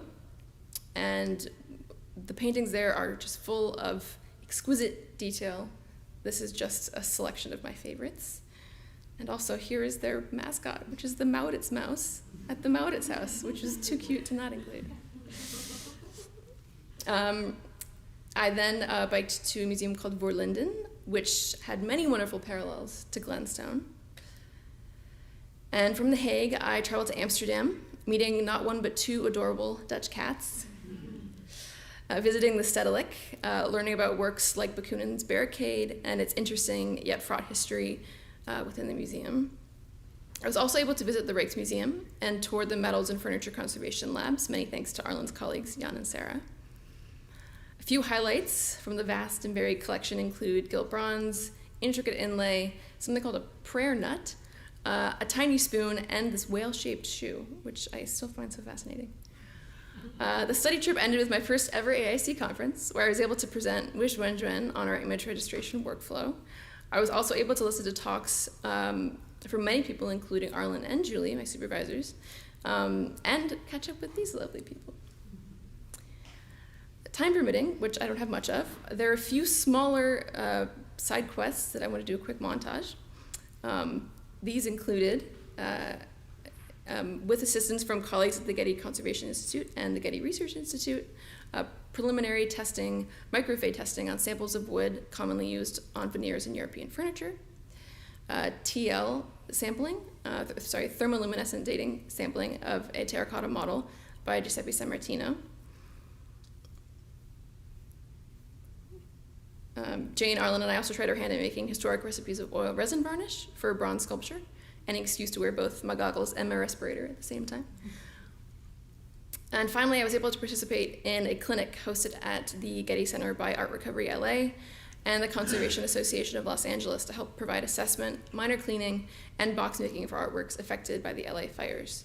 While these were small acts relative to the enormity of the loss faced by so many, it was really heartening to see the ways in which information can empower people and how caring for objects at the core of what we do does something to reaffirm their shared innate value.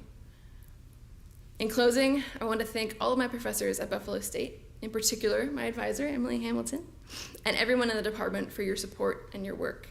To Stephen, Sam, Austin, and Kayla for an excellent summer at Glenstone, and to everyone at the Getty Museum, Arlen, Julie, Jane, Madeline, Robert, BJ, Rick, Tina, Lean, Efe, Laura, Steve, I could go on, and my colleagues at the GCI and the GRI.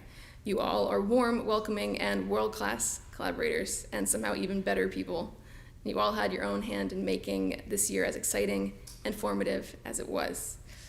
To my friends and family, my mom, dad, sister, brother, and cat, your support and love has meant the world, and is such a massive part of what has gotten me to and through today.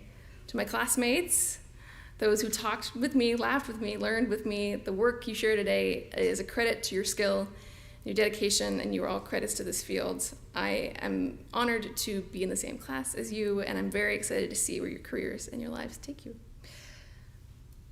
And of course, I want to thank the generous funding sources that have made both this internship year, and my graduate education possible. Thank you. I don't know if we have time for questions, but if we do, I can take some.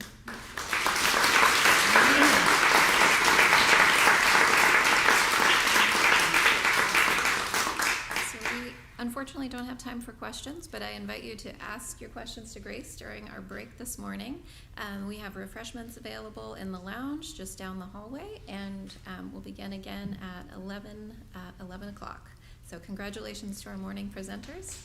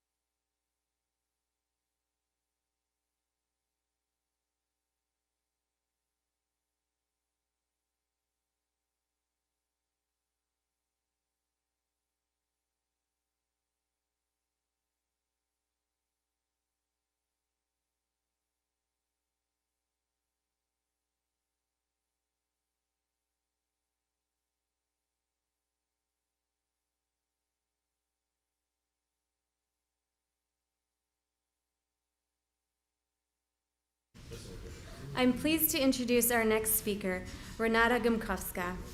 Renata earned a BA in art history and studio art from Hunter College in New York and studied life drawing at the Art Students League of New York.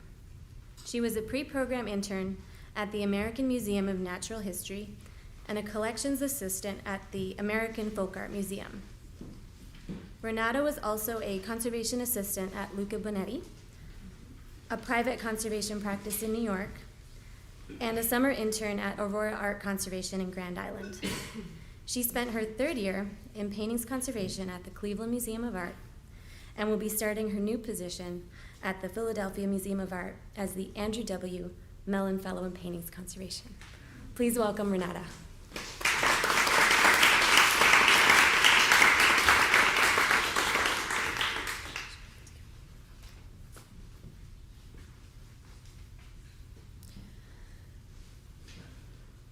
Good morning, everyone. Welcome after the break, and Fiona, thank you for this warm introduction. It's wonderful to see you all. Thank you for coming. And I am excited to share my presentation, A Year with a Rebel, and the overall experience from the past 12 months. I will begin with a general overview of my graduate internship at the Cleveland Museum of Art, followed by a more in-depth discussion of my main project. I will also briefly touch on my 20-day option at the National Gallery of Art in Washington, D.C. In September 2024, I began my internship at the Cleveland Museum of Art, home to an encyclopedic collection spanning diverse cultures and time periods. The Paintings Lab, part of the Conservation Department established in 1958, is located in the North Family Conservation Suite. At the CMA, I joined the wonderful Paintings Conservation Lab, led by Dean Yoder, the lab's Senior Conservator of Paintings and Head of Paintings Conservation, and Juliana Lee, the Associate Conservator of Paintings. David Purek, the museum's Senior Paintings and Frame Technician and Frame Restorer, was also a key member of the team and a constant presence in the lab. My time at the CMA offered a great opportunity to engage with its diverse collection while working on various projects, including in painting Flying Ponies by Carl Gartner, gallery maintenance, exhibition installation and condition checks, workshops, and outreach activities. My main project at the CMA involved one of the most complex treatments I've ever undertaken. A scientist seated at a desk by candlelight by Anna Dorothea Terbush-Lisiewska, allegedly painted in Paris in 1767 and acquired by the museum in 2023 at auction. This painting was a perfect project for me as it posed significant challenges, offering a valuable opportunity to refine both structural and aesthetic skills. Going forward, I will start with a brief history of the artist, then cover her style, the painting's condition, technical analysis, and treatment. Before beginning, I'd like to thank the German conservators and scholars whose recent symposium and resulting publication in Berlin and the US deepened my understanding of Terbush. I'm also grateful for the opportunity to consult with them throughout my project. Going to Anna. Anna Dorothea Terbush-Lisiewska was a remarkable artist who defined the norms of her time. Despite harsh criticism from male peers who questioned her rebellious spirit, talent, and even her age, she stayed true to her ambitions and challenged dominant social expectations. One of the few 18th century women to join multiple art academies, Terbush achieved this recognition at age of 40 after her children became adults. Fun fact, she was half Polish. And as a young woman, she was trained by her father, George Lisiewski, who was a court portraitist to Prussian kings. Her male peers at the French Academy did not like her red. Terbush faced criticism for how she used red in flesh tones. The often exaggerated red hues became a defining trademark of her style. Her contemporary critics, specifically in France, blame her overuse of the red on her nationality and the training she received in Prussia. Terbush also experimented with mythological scenes while depicting female nudes. Big no-no. She even submitted a mythology scene as an admission piece on her first attempt to the French Royal Academy, and as you can imagine, that didn't go well. Denis Diderot, the renowned philosopher and art critic, was one of the most outspoken critics of Terbush's mythological paintings. Not only. He condemned her first submission and interpreted her intense emotional reaction to its rejection by describing her as she cried out, tearing her hair, rolled herself on the ground, and even grasped a knife as evidence that these themes had such a profound impact on her personality. And then she tries again with candlelight scenes. Terbush was drawn to candlelight scenes, a challenging genre inspired by 17th century Dutch artists such as Gerrit Douw. The central painting is her second reception piece for the Royal Academy in Paris. Some Academy members doubted a woman could produce such a vivid brushstrokes and rich colors. Under pressure to prove herself, Terbush painted in front of witnesses, ultimately earning her admission to the Academy in 1767. One such magical candlelight scene became part of the CMA's collection. There are 2 copies of the same theme depicting the same scientist. Lit by a single candle, a scientist sits at the table, gazing directly at the viewer while holding a tool poised to prepare a glass slide for the microscope. Terbush's candlelight scene once again defies artistic norms and societal expectations for women by creating a genre painting with a scientific context. The painting entered the CMA collection bearing evidence of multiple unsympathetic past conservation treatments. It likely was lined twice in the past.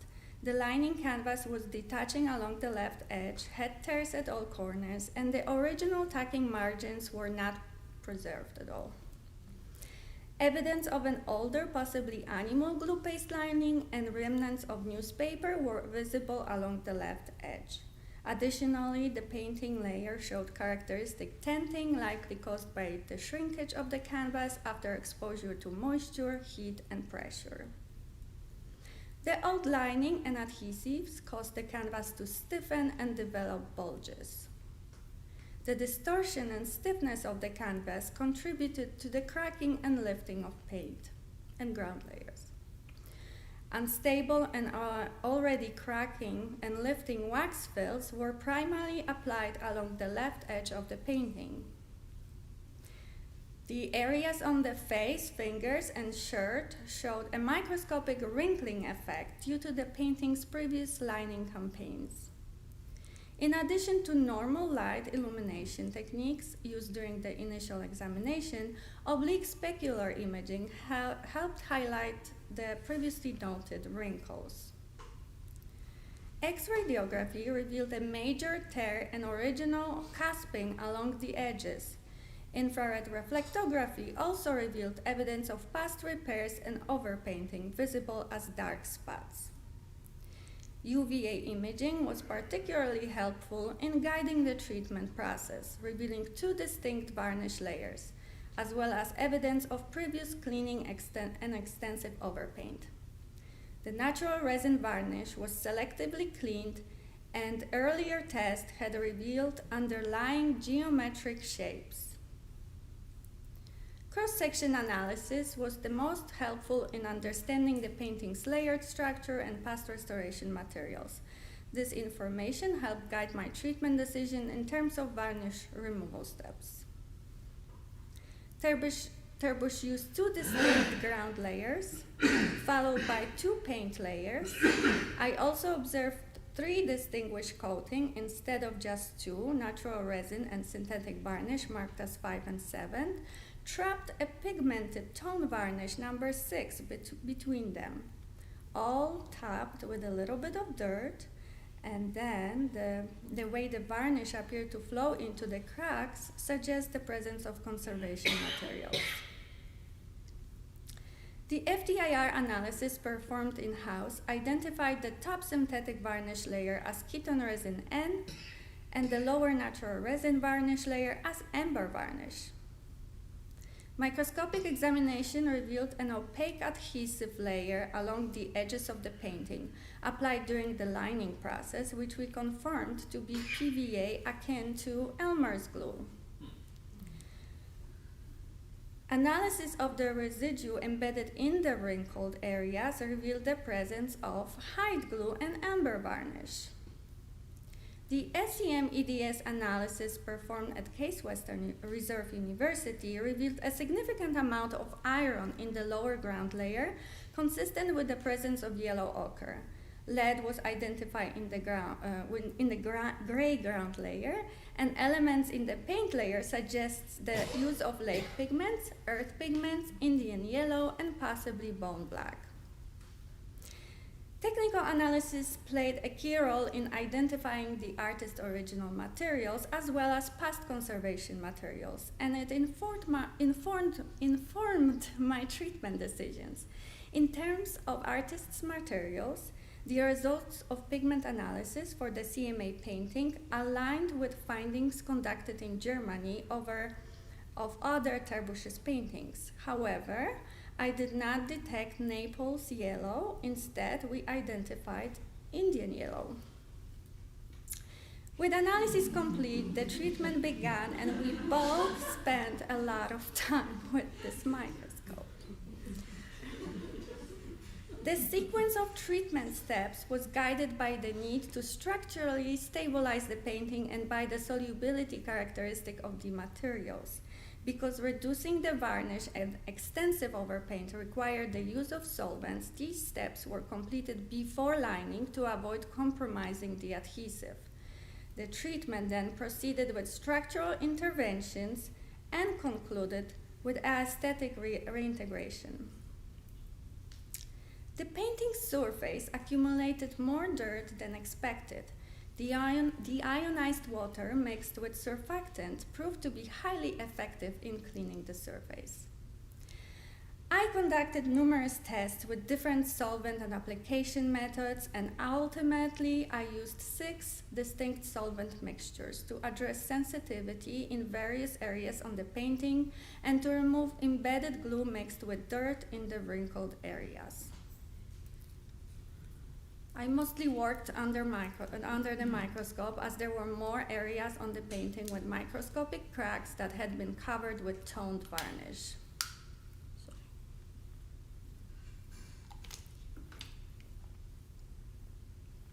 To more easily observe the different stages of the varnish removal process, please follow the yellow line.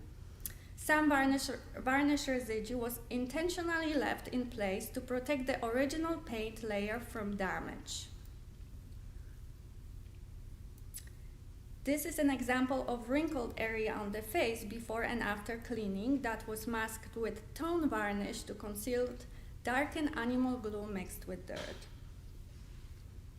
As I began structural work by removing old failing fills, I uncovered additional French newspaper fragments, supporting the idea that newspaper may have lined the entire painting. This raised the possibility of dating the lining through a printed date. Next, I faced the painting with consideration for the ground layers, being sensitive to water, and began removing the old lining canvas, which came off relatively easily.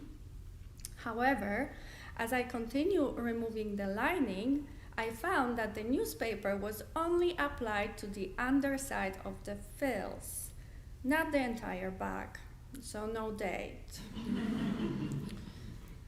Examination of the canvas edge revealed PV8 and glue paste adhesives.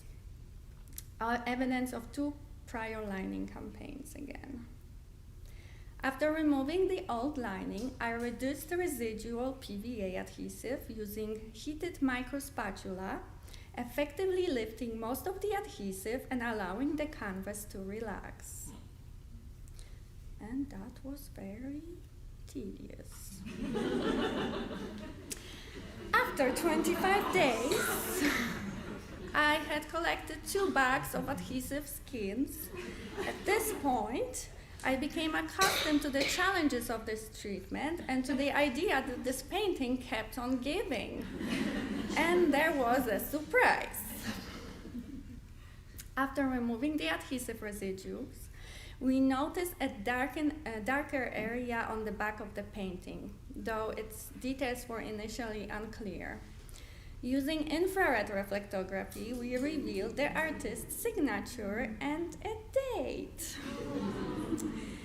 I shared the discovery with conservators in Germany, who expressed great excitement and emphasized its significance, as few of Derbysh's work are securely dated to the 1750s, a key period in her artistic development during domestic confinement, when everybody believes she's not painting or very little. The newly discovered date places the paintings as the 3rd work in the timeline of candlelight scenes within the artist's family. And now, the fragile condition of the original canvas necessitated relining. My supervisor, Dean, had participated in a Getty-funded project to reformulate the original Berger's Viva 371 adhesive, which in its most recent commercial form had exhibited undesirable properties. His experience with the improved formulation inspired the idea to test it on this project. For the lining, we used an open weave canvas and the newly developed Viva 371 Acron applied in a flagged form. A scientist seated at a desk by candlelight became a part of this innovative research, benefiting from a more sustainable adhesive with fewer organic solvents and a lower activation temperature. The lining stage was successful, and the CMA scientist seated at a desk by candlelight is likely to be the first painting to be lined using the new Viva 371 Acron formula. The treatment has attracted attention from several media platforms.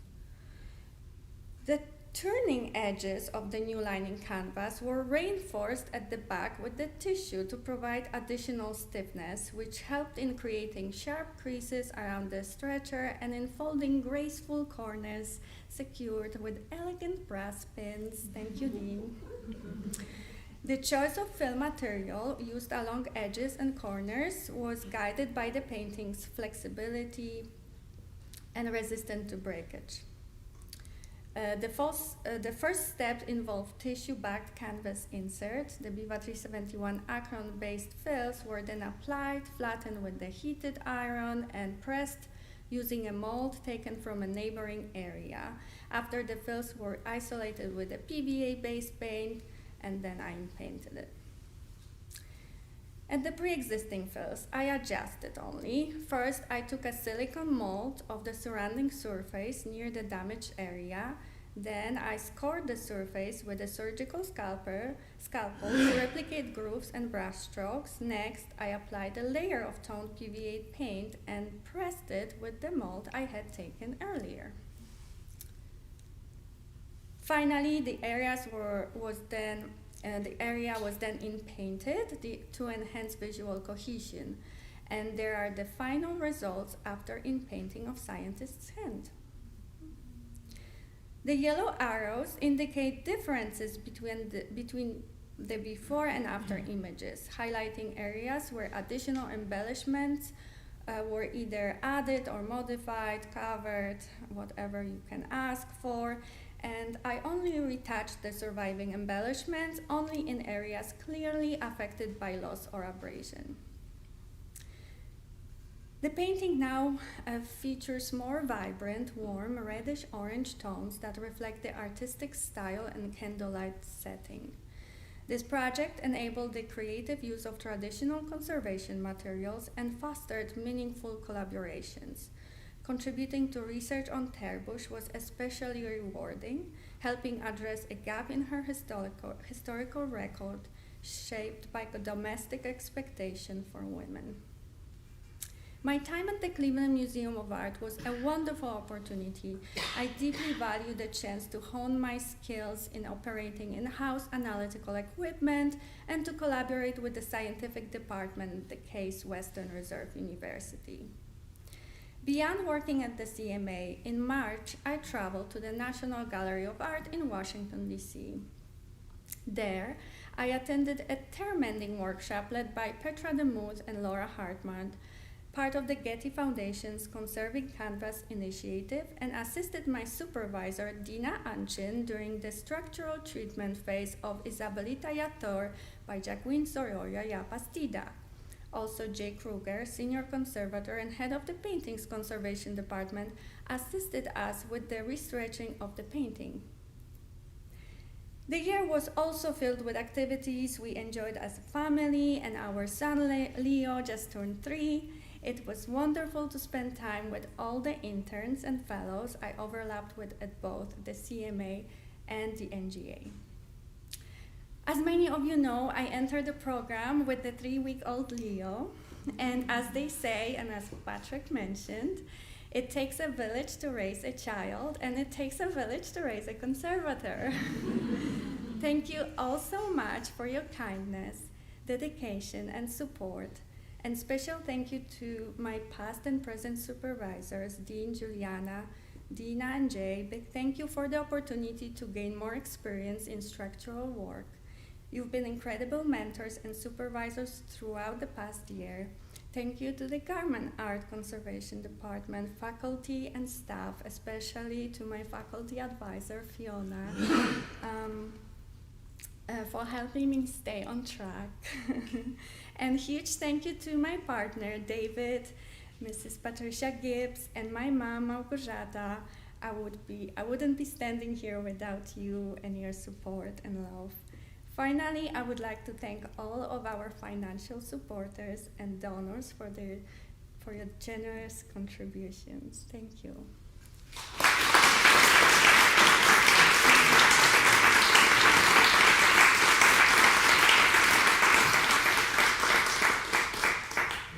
We now have some time for questions.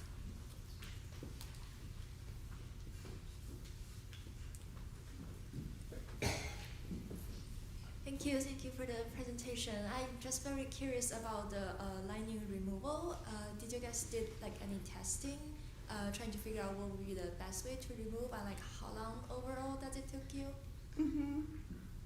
So yeah, we tried different solvent, and we knew that the Elmer's glue is sensitive to acetone, but the application with poulticing it or putting Avalon was not working great, and we ended up finding this solution using that microspatula that was pretty efficient, even though it looks like I did it forever.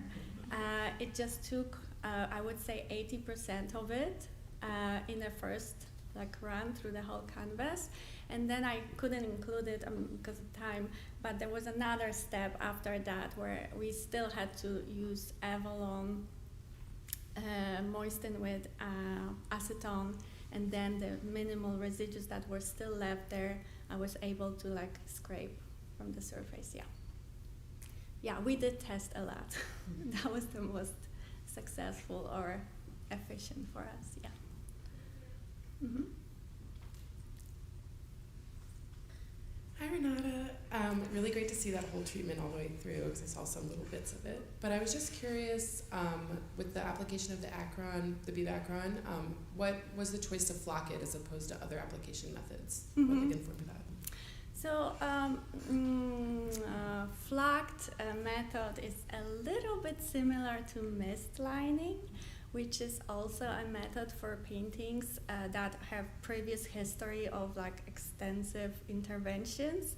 And our painting, I didn't include that image, but after I removed the lining and all the adhesive residues, they were like scraping marks, big depression that also compromised the entire integrity of every single thread, causing a lot of like topography there. So flacking method is very good in a way. It confirms to the surface because how it is applied and goes into different crevices. So it's more sympathetic, and also the open weave canvas and the flacking, which is not continuous layer of adhesive, gives a little bit of breathing room, so there is a little room for natural movement. Yeah, and it doesn't involve so much heating, neither solvents, so it's like also very, I would say, on a drier side. Yeah. Mm-hmm. I'm afraid that's all the time we have. If you have other questions, you can find Renata at lunch. Thank you, Renata.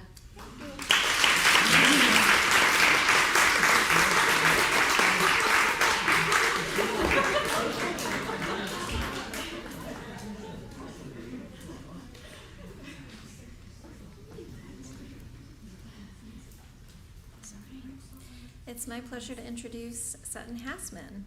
Sutton earned both a BA in chemistry and a BA in art history from Mary Baldwin College. She was a pre-program conservation technician at Richmond Conservation Studio and completed her graduate summer internships at the Cleveland Museum of Art and at MAC, the Midwest Art Conservation Center. Sutton spent her third-year internship at the National Park Service at Harpers Ferry, West Virginia, and will be a contract conservator in West Virginia after graduation. Please join me in welcoming Sutton.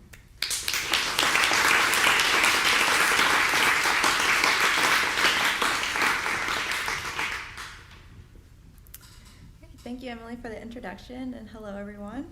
Today, I am happy to share with you my third-year experience, Sutton at the Parks, a year of exploring cultural materials in the great outdoors. So after presenting our 695s in last May, I started my journey with my furry companion by leaving Buffalo and driving to Minneapolis, Minnesota, where I would spend the summer interning at the Midwest Art Conservation Center.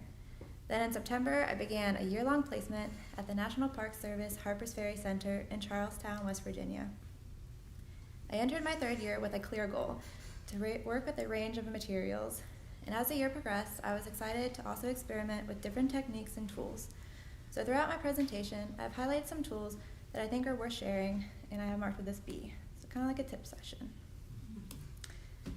So the first part of my journey was interning in the Objects Conservation Lab at the Midwest Art Conservation Center under the supervision of Megan Emery, a Buffalo alum, Megan Randall, and Courtney Murray.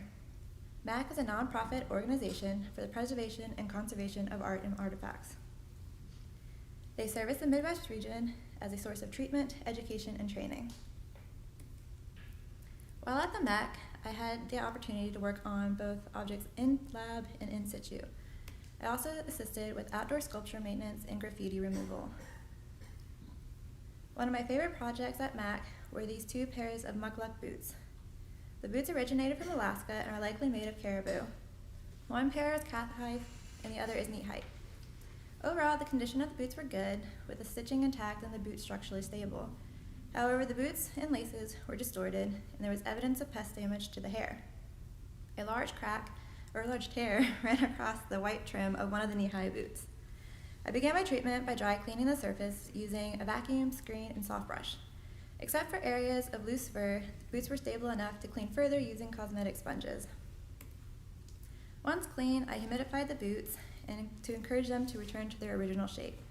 The yarn, cords, and pom-poms were loosely placed in Ziploc bags to prevent bleeding, and each boot were sealed in an acrylic bonnet with a hydrometer and 2 beakers of 25 to 75 ethanol water. Once the boots reached a humidity of 70%, the beakers were removed and the boots were padded on the inside with acid-free tissue and thin polyethylene foam to retain the shape. The hide laces were flexible enough to loosely tie around the boot. Again, the boots were sealed in the bonnet to acclimate to lower humidity levels. After the boots were shaped, I then began to address the tear. First, the tear required more localized humidification to facilitate proper alignment. The tear was humidified from the inside, and the humidification package was held in place using rare earth magnets. This was my first time using the magnets, and while I've heard of success stories with them, I was not impressed and found them quite difficult to work with because on their own, the magnets were strongly attracted to each other, resulting in broken magnets and just even difficulty to remove them to use them. So I questioned their efficiency and doubted I would use them in the future. However, months later, my thoughts changed when Maeve O'Shea, a Buffalo alum, doing a fellowship at Harpers Ferry, introduced me to these silicone magnet ties. They are a game changer. They are easy to use and have decent strength without worry of snapping back together and breaking. Plus, with the magnets connecting to each other, it offers other possibilities such as wrapping them around an object. After the tear was aligned, it was butt joined using a 3-to-1 mixture of Lascaux, 498 and 303. Japanese paper, toned with golden acrylics, were wet applied with the Lascaux mixture to help reinforce the tear along the interior of the boot. Lastly, each boot had 3 removable inserts constructed to help retain its shape while on storage and display. So what started out looking like this transformed into this.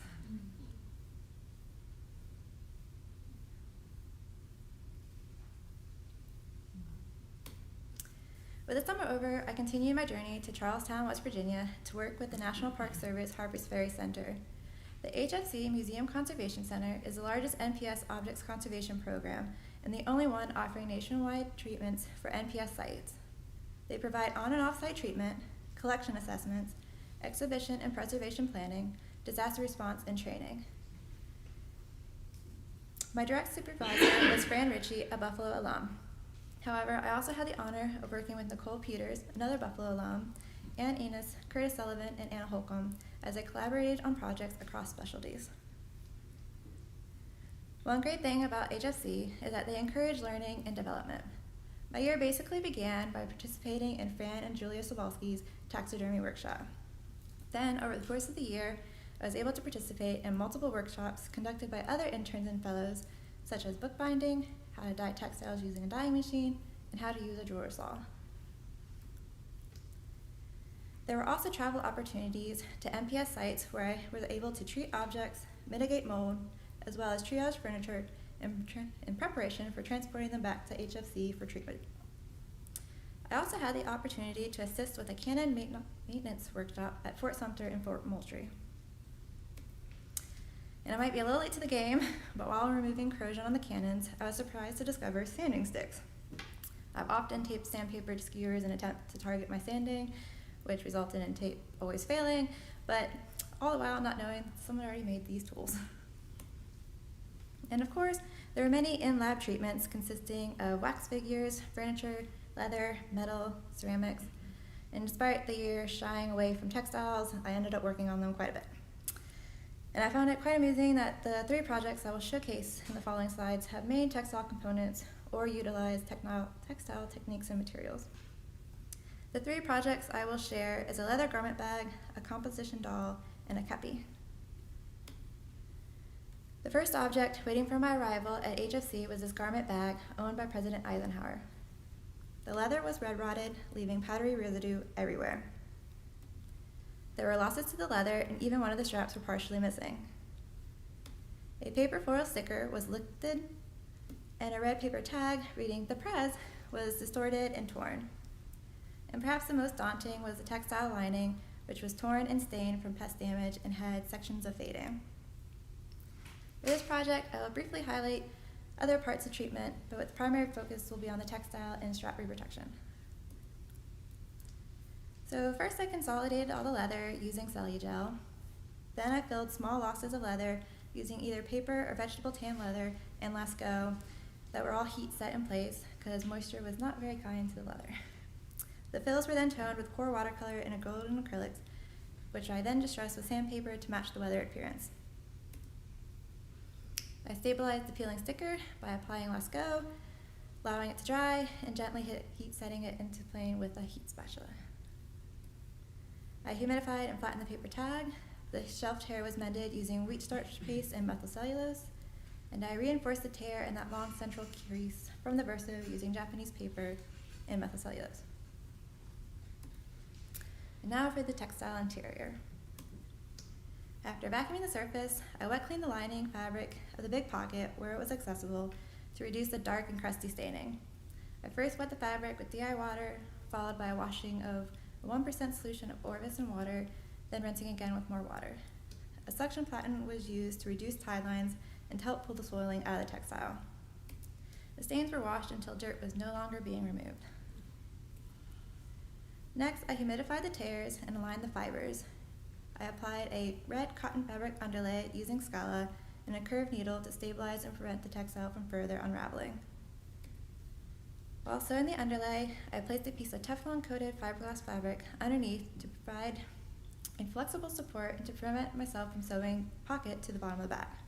This fabric has other useful applications that I'll show later due to its non-stick surface and heat resistance. Once the pocket was cleaned and mended, I adjusted the two faded portions of the textile. I opted to sew overlays of pre-dyed silk crepeline using Scala. I experimented with two known methods to prevent the edges from fraying. One method was to coat the edges with a dilute solution of Lasco 498, which, while quick, was a little too glossy for my liking. The second method involved sewing the edges with a thread of Scala that was coated with the 5% solution of Lasco and heat setting it, looking similar to this. For the larger section, the whole area could be covered with an overlay and no seams were visible. However, the smaller section was in the middle of this long, solid panel that created that flap. And although the seam could be blended over on the zipper side, the other side would have a visible seam. I decided to go through with it, however, despite the seam line, because it visually unified the object as opposed to leaving that stark fading. I also provided the part with images on various ways to display the object that would cover any overlay seams. Lastly was creating a replica for the mission portion of the leather strap. I created the replica using 2 strips of vegetable tan leather with a core strip of blotter that I sewed together using DMC embroidery thread. The leather was toned with core watercolor and glowing acrylics and distressed again with sandpaper and scalpel. The replica was secured to the extant strap using Scala thread through the original holes. Since the strap had a set arch to it, I left a slight gap between the fill and the original, which allowed that strap to rest naturally without stretching the arched orientation of the deteriorated leather. This approach prioritized the appearance of 2 complete leather straps with a visible fracture over an incomplete strap. So once again, here are the before treatment images and after treatment.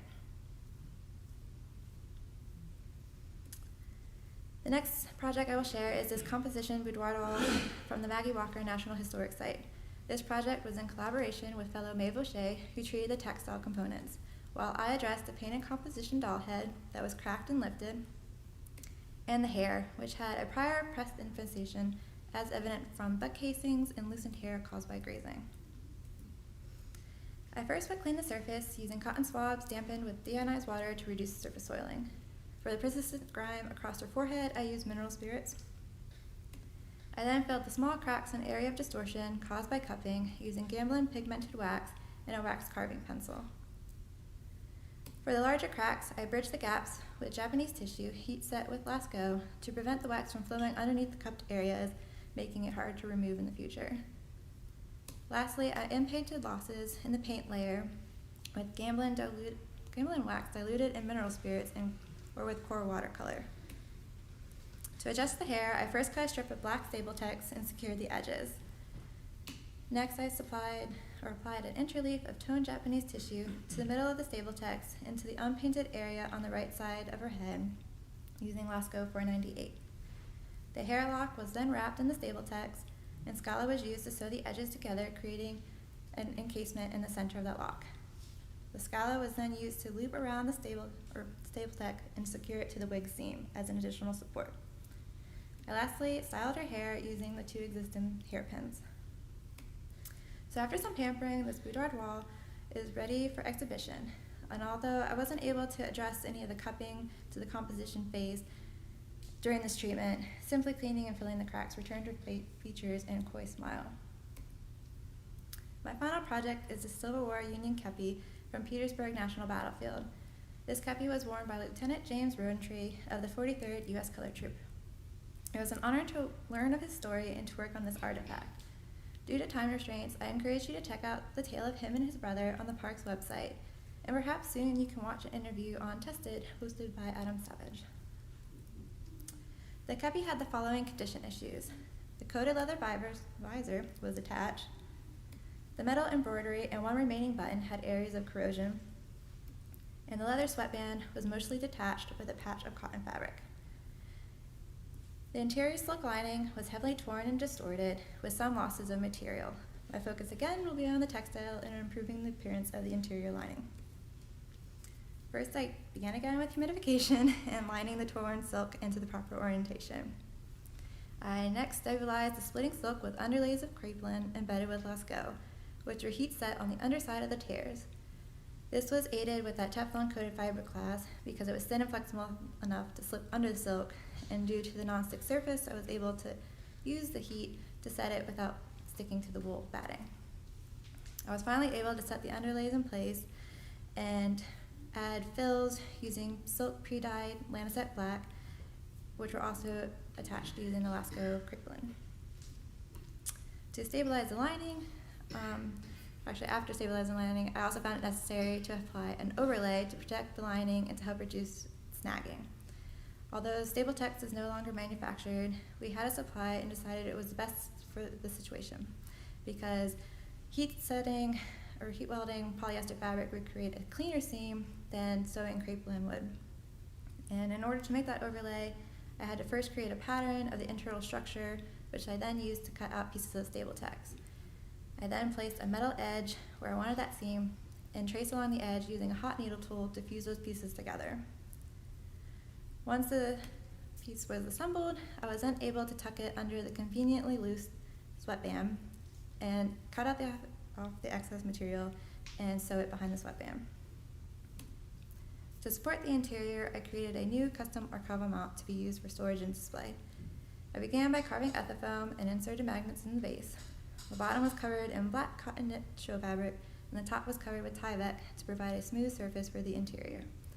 Our conservation technician, Leslie, cut a clear piece of acrylic, which would magnetize the ethafoam mount, providing additional support and a contact point for handling. So, in addition to the interior and making the mount, the metal components were cleaned and the visor was also reattached, resulting in a unified kepi.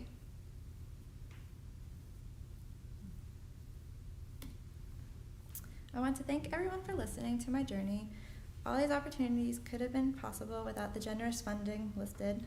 I want to thank the Harpers Ferry Center for allowing me the opportunity to spend a year with them. I enjoy learning from you and getting to know you further, whether while eating pickle pizza, hiking, or line dancing. I appreciate my time at the Midwest Art Conservation Center, working with a fun and knowledgeable group of people. During the year, I also had the privilege to work alongside an amazing group of fellows and interns who I was able to learn from and share some laughs. I give a big thanks to the Garman Art Conservation Department faculty and staff for preparing and guiding me along my journey. Buffalo camaraderie is strong no matter the graduation year, but a special shout out to the classes of 2024 and 2026. And I couldn't have imagined a better group of people to take this conservation journey with other than my classmates. Go class of 2025. Lastly, I want to thank my family, Kat, and friends for supporting me over the years. Your encouragement is inspirational. Thank you.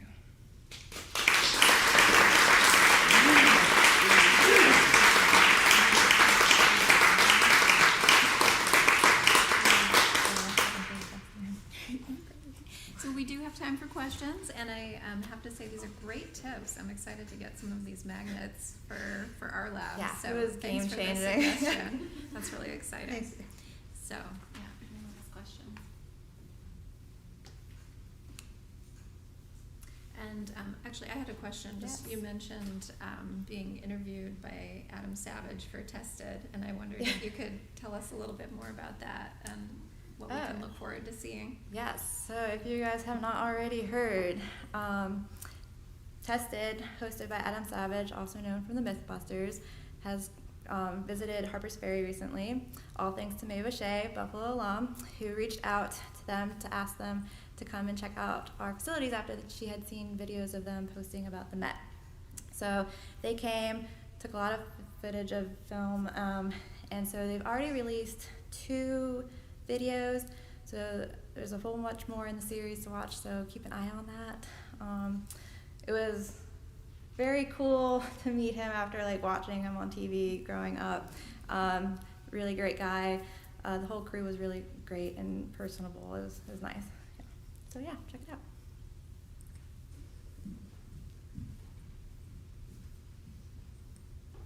Hi there, Sutton. Thank you so much for your presentation. That was great. I was curious about your time with the National Park Service, knowing that the objects that you're treating, are from park sites, Yeah. and that each site has a very distinct narrative that it's telling. And so I was curious if any of your treatments had a pretty active dialogue with a specific site, and if there was a specific treatment that comes to mind where that discussion was particularly important. Trying to think. Yeah, because each object had significance in the park setting. Doesn't necessarily apply to some of the treatment that I had to do. I guess maybe coming to mind is that kepi again, because he wore that in the battles around that area, and then it did have the bullet hole so we had to keep that in mind when treatment, because we didn't want to address it because it wasn't just like any hole. It had significance to his story, and the park was using his story as well as others to tell the whole general area's story. I feel like I didn't have it as an emotional experience. I think you had with your experience with the parks, but I can't think of anything too much. Sorry.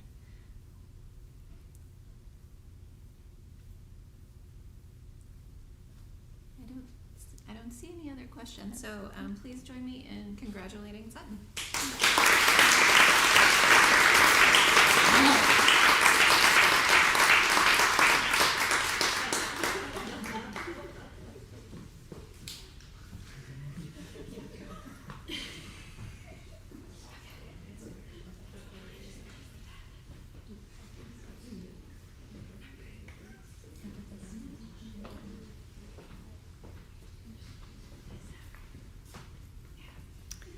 I'm pleased to introduce Elise Cabral.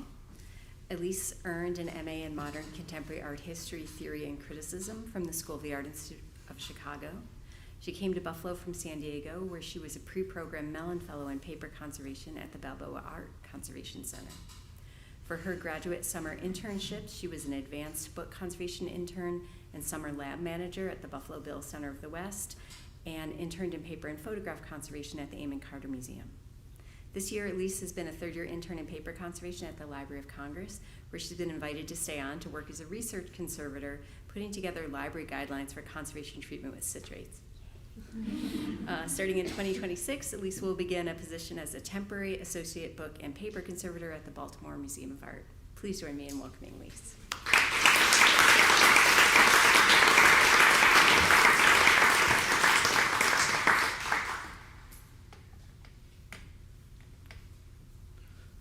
Hello, and thank you all for attending our graduation talks today. I'm really excited to share with you all just a few of the many projects that I completed during my third year in the paper lab at the Library of Congress. Working at the world's largest library is exactly as fun and exciting as you might think it is. The library truly has everything, every kind of object, so many of them so rich in story and history. Over the past year, I had the incredible opportunity to treat objects spanning from 8th century papyri to 1960s bumper sticker. I treated works of fine art and design, drawings, prints, manuscripts, collages, posters. As you can see, I worked on a lot of items.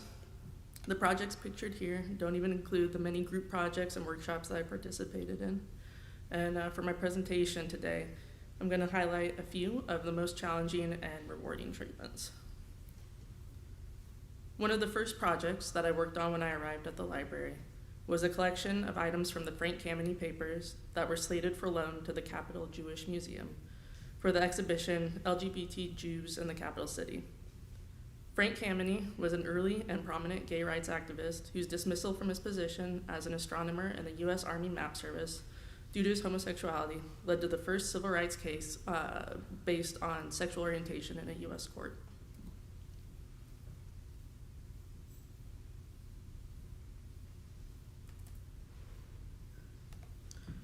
Most of the objects in this project were flyers from the 70s, ink on office paper that provided an excellent opportunity to study vernacular office reproduction techniques such as offsets, mimeographs, and spirit duplicates. This was a great early introduction to the materials covered in Susan Peckham's early office materials and reprography workshop that I attended earlier this year. The treatments for these objects were pretty minimal, just some flattening and mending. And then this is before and after of the treatment of these objects. Most of the before and afters are pretty subtle, but I'll highlight a couple of them that have a little bit more noticeable before and afters. This handbill for Kameny's 1971 congressional run required dry cleaning to reduce significant grime, in-painting to compensate for silverfish damage, and creating a fill for the missing corner. This 1972 flyer had some creases and tears that needed flattening and mending, and some losses that required fills. The dirty blue paper was really fun to color match. The most complex item in this group was a bumper sticker featuring Kameny's slogan, "Gay is Good." The sticker from the late 60s had a paper support covered in an unknown waxy water repellent coating.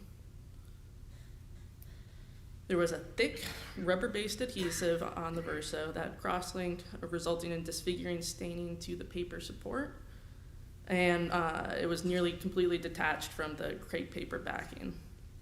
The goal of this treatment was to reduce the disfiguring staining for exhibition purposes and to reduce the rubber adhesive on the verso to prevent further damage that had occurred over the years. The first step was to completely detach the backing and mechanically reduce the really thick adhesive. It was a very satisfying step in this treatment, as you can see. And happily, it resulted in a lot of loose adhesive for me to test. So I took the adhesive scrapings and I tested them with 9 different solvents, and 2 stood out as good candidates for this treatment. Ethyl acetate was very effective at dissolving the rubber adhesive. It had no effect on the appearance of the coating, and unfortunately, the media was sensitive to it. Ethanol was another good solvent. It was less effective at dissolving the adhesive. Like the ethyl acetate, the waxy coating was unaffected by it, and happily the media was stable in ethanol. So using both solvents was decided that for most of the treatment, use the ethyl acetate, but for more sensitive areas close to the media, use the ethanol. The next step was to test application methods. I tried ethyl acetate in an agarose gel. I tried it with a Fuller's Earth poultice, and I tried just applying via brush over suction. And the most effective, efficient, and safe method was applying with a brush over suction. So I worked my way around the stickers slowly and incrementally, little by little, to avoid over-cleaning any areas. And the result was really successful. The staining was greatly reduced. This project was a really great exercise in approaching the treatment of an unusual and complex object. The coated paper, thick adhesive, and backing paper presented a challenge. I was unsure if any solvents would be able to penetrate the waterproof coating without affecting its particular sheen and appearance of the surface.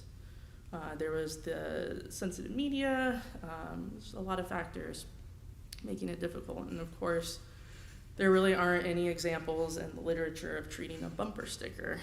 It's a little unusual in paper conservation. So I had to take it cautiously, Testing was very important, and each step of the treatment was informed by all previous steps. Another big project was working on the series of embroidery patterns.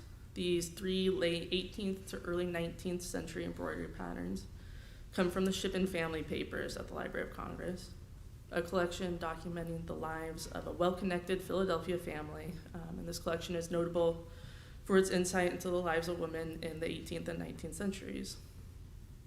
These patterns are 3 of a group of 8 patterns selected for inclusion in the core collection of the manuscript division.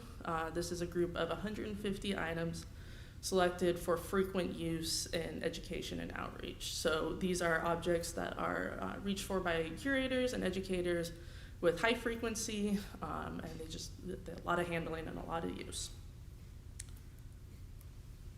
The first 2 patterns that I treated were fairly straightforward.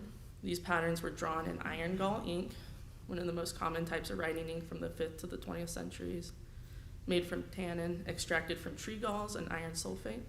Excess of iron 2 ions can catalyze the oxidative breakdown of the paper's cellulose structure, and the resulting degradation results in halos around the ink lines and embrittlement of the support that can eventually lead to breaks and losses in the paper.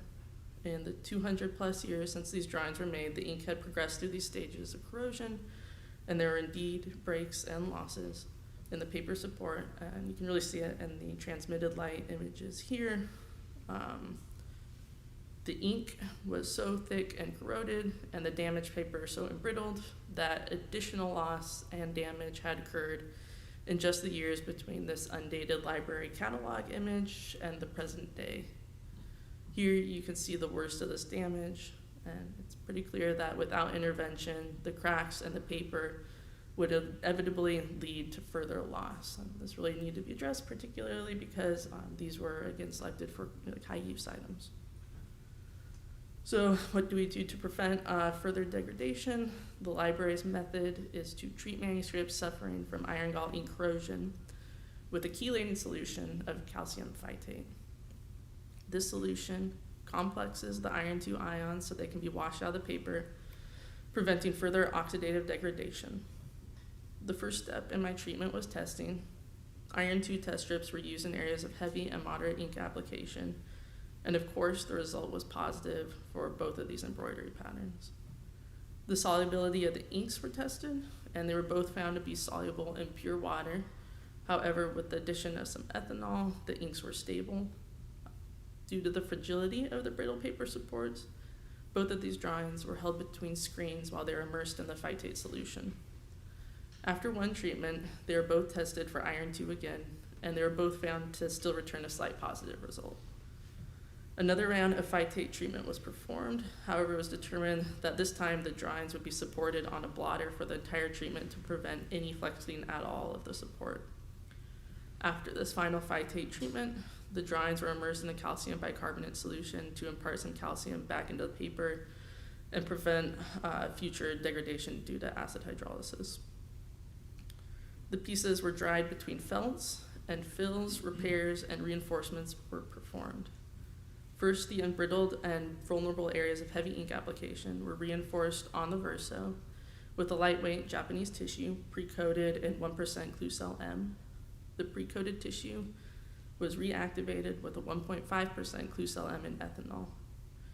The areas where there were cracks through the support were additionally mended on the recto with Berlin tissue. And prior to the application of the mend, this tissue was locally toned with watercolor in areas that covered the ink design to lessen the contrast of the paper fibers over the ink lines. In areas of loss, the curators wanted compensation for the lost design, so I toned a Korean paper to match the color of the support, cut the fill, and before I attached it to the drawing, I drew the lost design with watercolors on the fill paste. The result was a fully reversible fill that ran no risk of getting additional media on the original object. The fill was adhered from the recto with 1.5% Klucel M and ethanol, and the Berlin tissue mending tissue was added over the top. And you might remember that I said I treated 3 embroidery patterns. Well, this is the third. This last pattern had some further complications. This drawing was made on 2 pieces of paper held together with 2 silver-colored pins. I really like this image of the pins under the microscope. They're really beautiful pins. There's made out of 2 pieces of wire, and 1 piece the head is wrapped around. They're so cool. There is green verdigris staining on the paper, so it surmises that there must be a copper component in the metal. So with this piece, I had a more complex structure with 2 pieces of paper held together with these pins and 2 different metals of the iron from the ink and the copper from the pins, contributing to potential dangers for the paper. Despite the differences, the treatment started exactly the same with testing. Out of an abundance of caution, I tested each discrete area of ink separately, just in case the inks were different and behaved differently.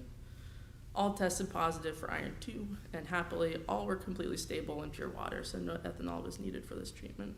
I also used a copper indicator test on the green staining, and as expected, the result was positive.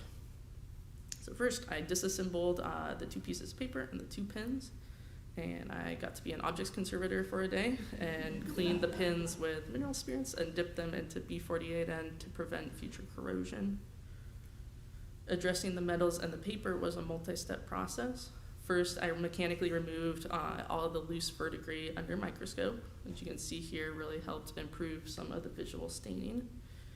Then I applied a DTPA gel to the stained areas of the paper to chelate the copper verdigris before thoroughly flushing with water over suction.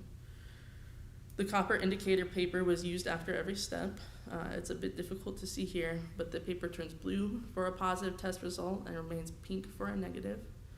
You can see the before treatment returning a strong blue positive, and after every step, the paper is progressively more pink or negative, until at the after treatment paper, there was no change at all noted. The remainder of the treatment was performed in a similar manner to the other 2 embroidered patterns, phytate solution, calcium bicarbonate, and there was 1 extra step where this paper felt pretty soft after treatment, so a light gelatin sizing was included as a final treatment step. Visually, the before and after for these objects are only very subtly different. The papers are slightly brighter, the losses are filled, the mends are applied. On a chemical level, big steps were made for the preservation of these objects. The phytate treatment significantly reduced iron 2 content, which will greatly reduce the rate of cellulose degradation due to oxidation, and the calcium bicarbonate bath will greatly reduce the degradation due to acid hydrolysis. My main takeaway from treating this group is that no matter how similar 2 or more objects may appear, they need to be considered separately. All of these drawings are pretty much the same, iron gall ink on paper, all made around the same time period, all from the same collection. However, these objects had all different solubilities and treatment needs. Using 1 course of treatment on all of these objects would have a disastrous result. Never draw assumptions on how an object will behave based on anything but the object itself. Next treatment that I want to take a close look at is this collage made by American graphic designer George Clisby for the November 1922 cover of Vanity Fair. This piece comes from the Swan collection at the Library of Congress, a major collection of American graphic arts spanning the 20th century. This collage is made from a variety of commercially produced colored papers adhered to a very brittle illustration board. As you can see here, the piece was a little bit of a mess when I received it.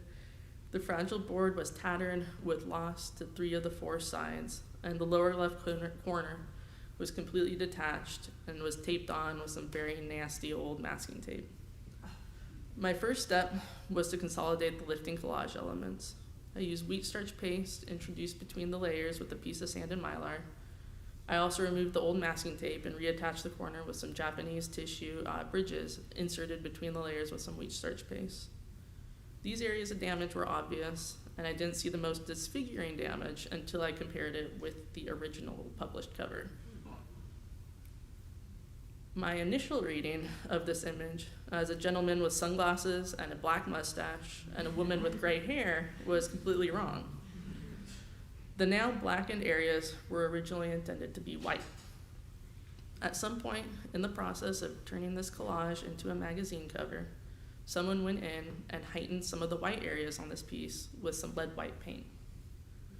Lead white is lead carbonate, and over time, sulfur-containing pollutants reacted with the pigment, and it converted into black lead sulfide. One treatment option for this lead conversion is to oxidize the black lead sulfide into white lead sulfate and recover the appearance of the original piece. And so that's what I did. This is a time lapse of that process. I made a gel of methyl cellulose and hydrogen peroxide, the pH adjusted with ammonium hydroxide, and I applied it to the surface of the darkened lead white under the microscope and let it react. And this time lapse of the process is about 22 minutes of time for that conversion to fully occur.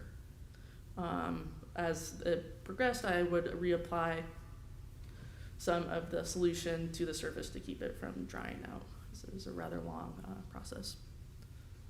And the results, it was really satisfying. With all the lead white converted, the original intent of the designer was restored. All that remained was to make some fills for the edges. Luckily, there were significant margins. The piece was housed in a thick sink mat to prevent flexing of the brittle support, and an overmat was cut so that only what was visible on the magazine cover was seen. With this matting, most of the losses were covered, and only 2 small areas of loss were visible at both of the lower corners. I toned some paper and made a passive fill by adhering the paper to the back of the mat. I had a lot of fun creating a fill to match the particular matte black of the gentleman in the bottom left's arm. So now he has his right arm again. I wish I had time to go over all of these treatments with you. I had the opportunity to practice complex treatment planning and perform a wide variety of treatment techniques, including cleaning, mending, several washing techniques, local and overall bleaching with light, reducing bleaches, darkened lead white reversion, iron gall phytate treatment, triammonium citrate stain reduction, adhesive stain reduction with solvents, mechanical and moisturated backing and fronting removals, fills and inpainting. I also had the opportunity to strategize methods of batch treatment and problem solve housing and storing, treated paper and parchment and papyri. I wish I had time to tell you about the mezzotint with an illegible inscription that I was able to reveal with the aid of IR imaging and its mysterious subject that took until the last day of my internship and a whole team of curators at the NGA to identify. I wish I had time to tell you about the 18th century paper reliquary with collages made of engravings and metallic textiles holding a wax relic of a saint's tongue. I wish I could tell you about the pencil drawing that was revealed hidden behind a lithograph.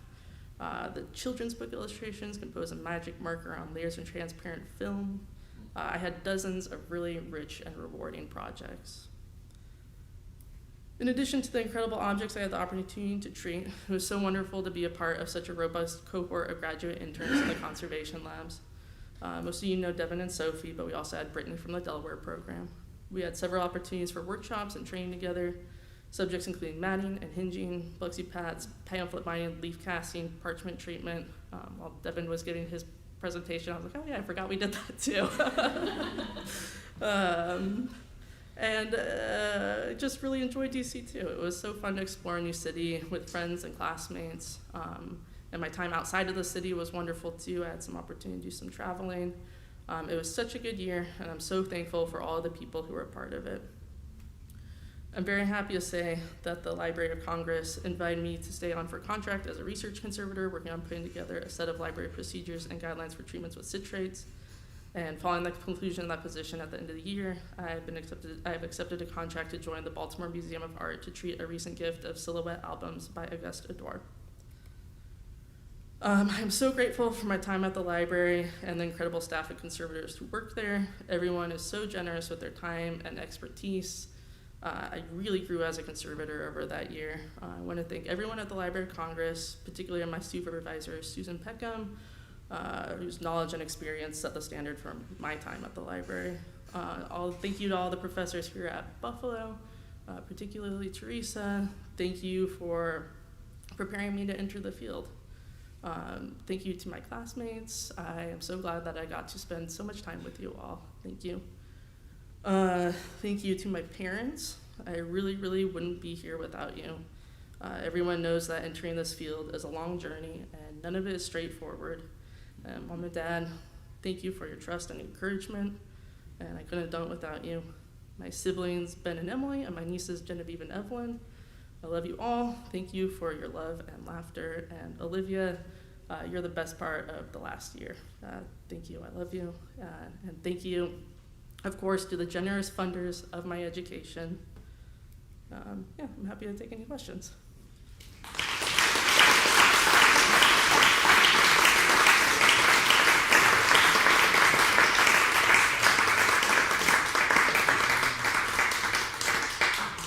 Thank you. We have time for a few questions, and Victoria will bring around the microphone, not the microscope.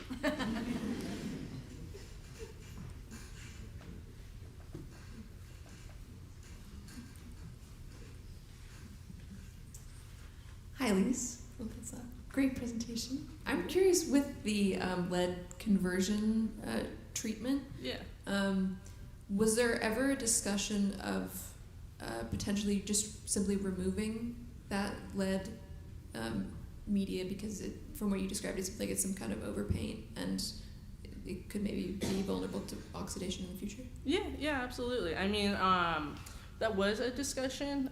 Truthfully, the reason that we went ahead with that was because it is an internship and it's a learning experience, and I had never performed that treatment before, so it was a great opportunity to go through the planning and treatment for that. But yeah, I think that absolutely would be a appropriate course of action.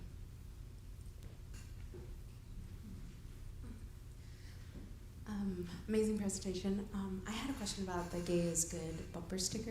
Mm-hmm. I'm kind of going through a similar treatment, and Yeah. with the ethyl acetate, you said you applied it by brush and avoided the media areas. Mm-hmm. Also, how many rounds, I guess, of reduction did you do? Who's working on rubber cement in the paper? I was sorry, curious.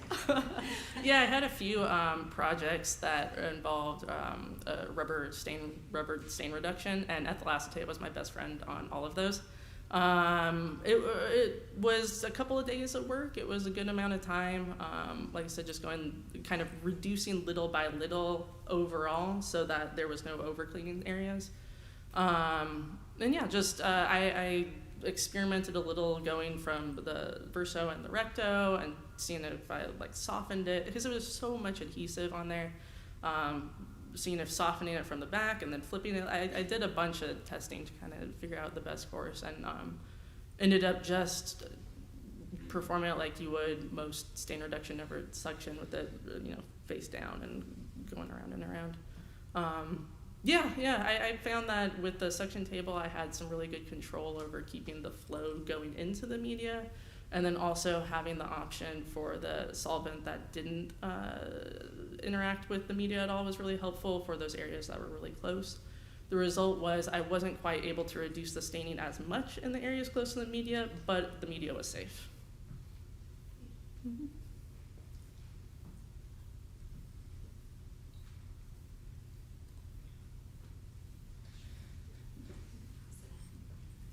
Yeah, I have a question about the lead conversion as well. Yeah. So, understanding the earlier question then, so you haven't removed it, it will then tarnish again over time? It could, yeah. I mean, we don't know when in the past 100 years that occurred. We hope it was before it was in the library's care and more exposed to environmental pollutants that may result in that kind of blackening. So hopefully with a more stable environment that will be avoided in the future. Or is there like a scavenger that you can pack it with that helps to reduce that as well? That could be a possibility. It's kind of left in the hands of the division now that it's all, packed up.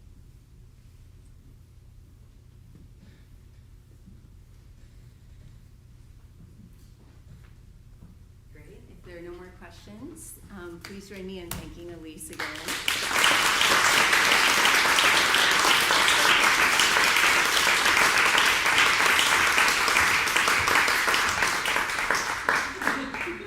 It is now time for our lunch break. We will return, the talks will begin promptly at 2 p.m., so please come back a little bit before that.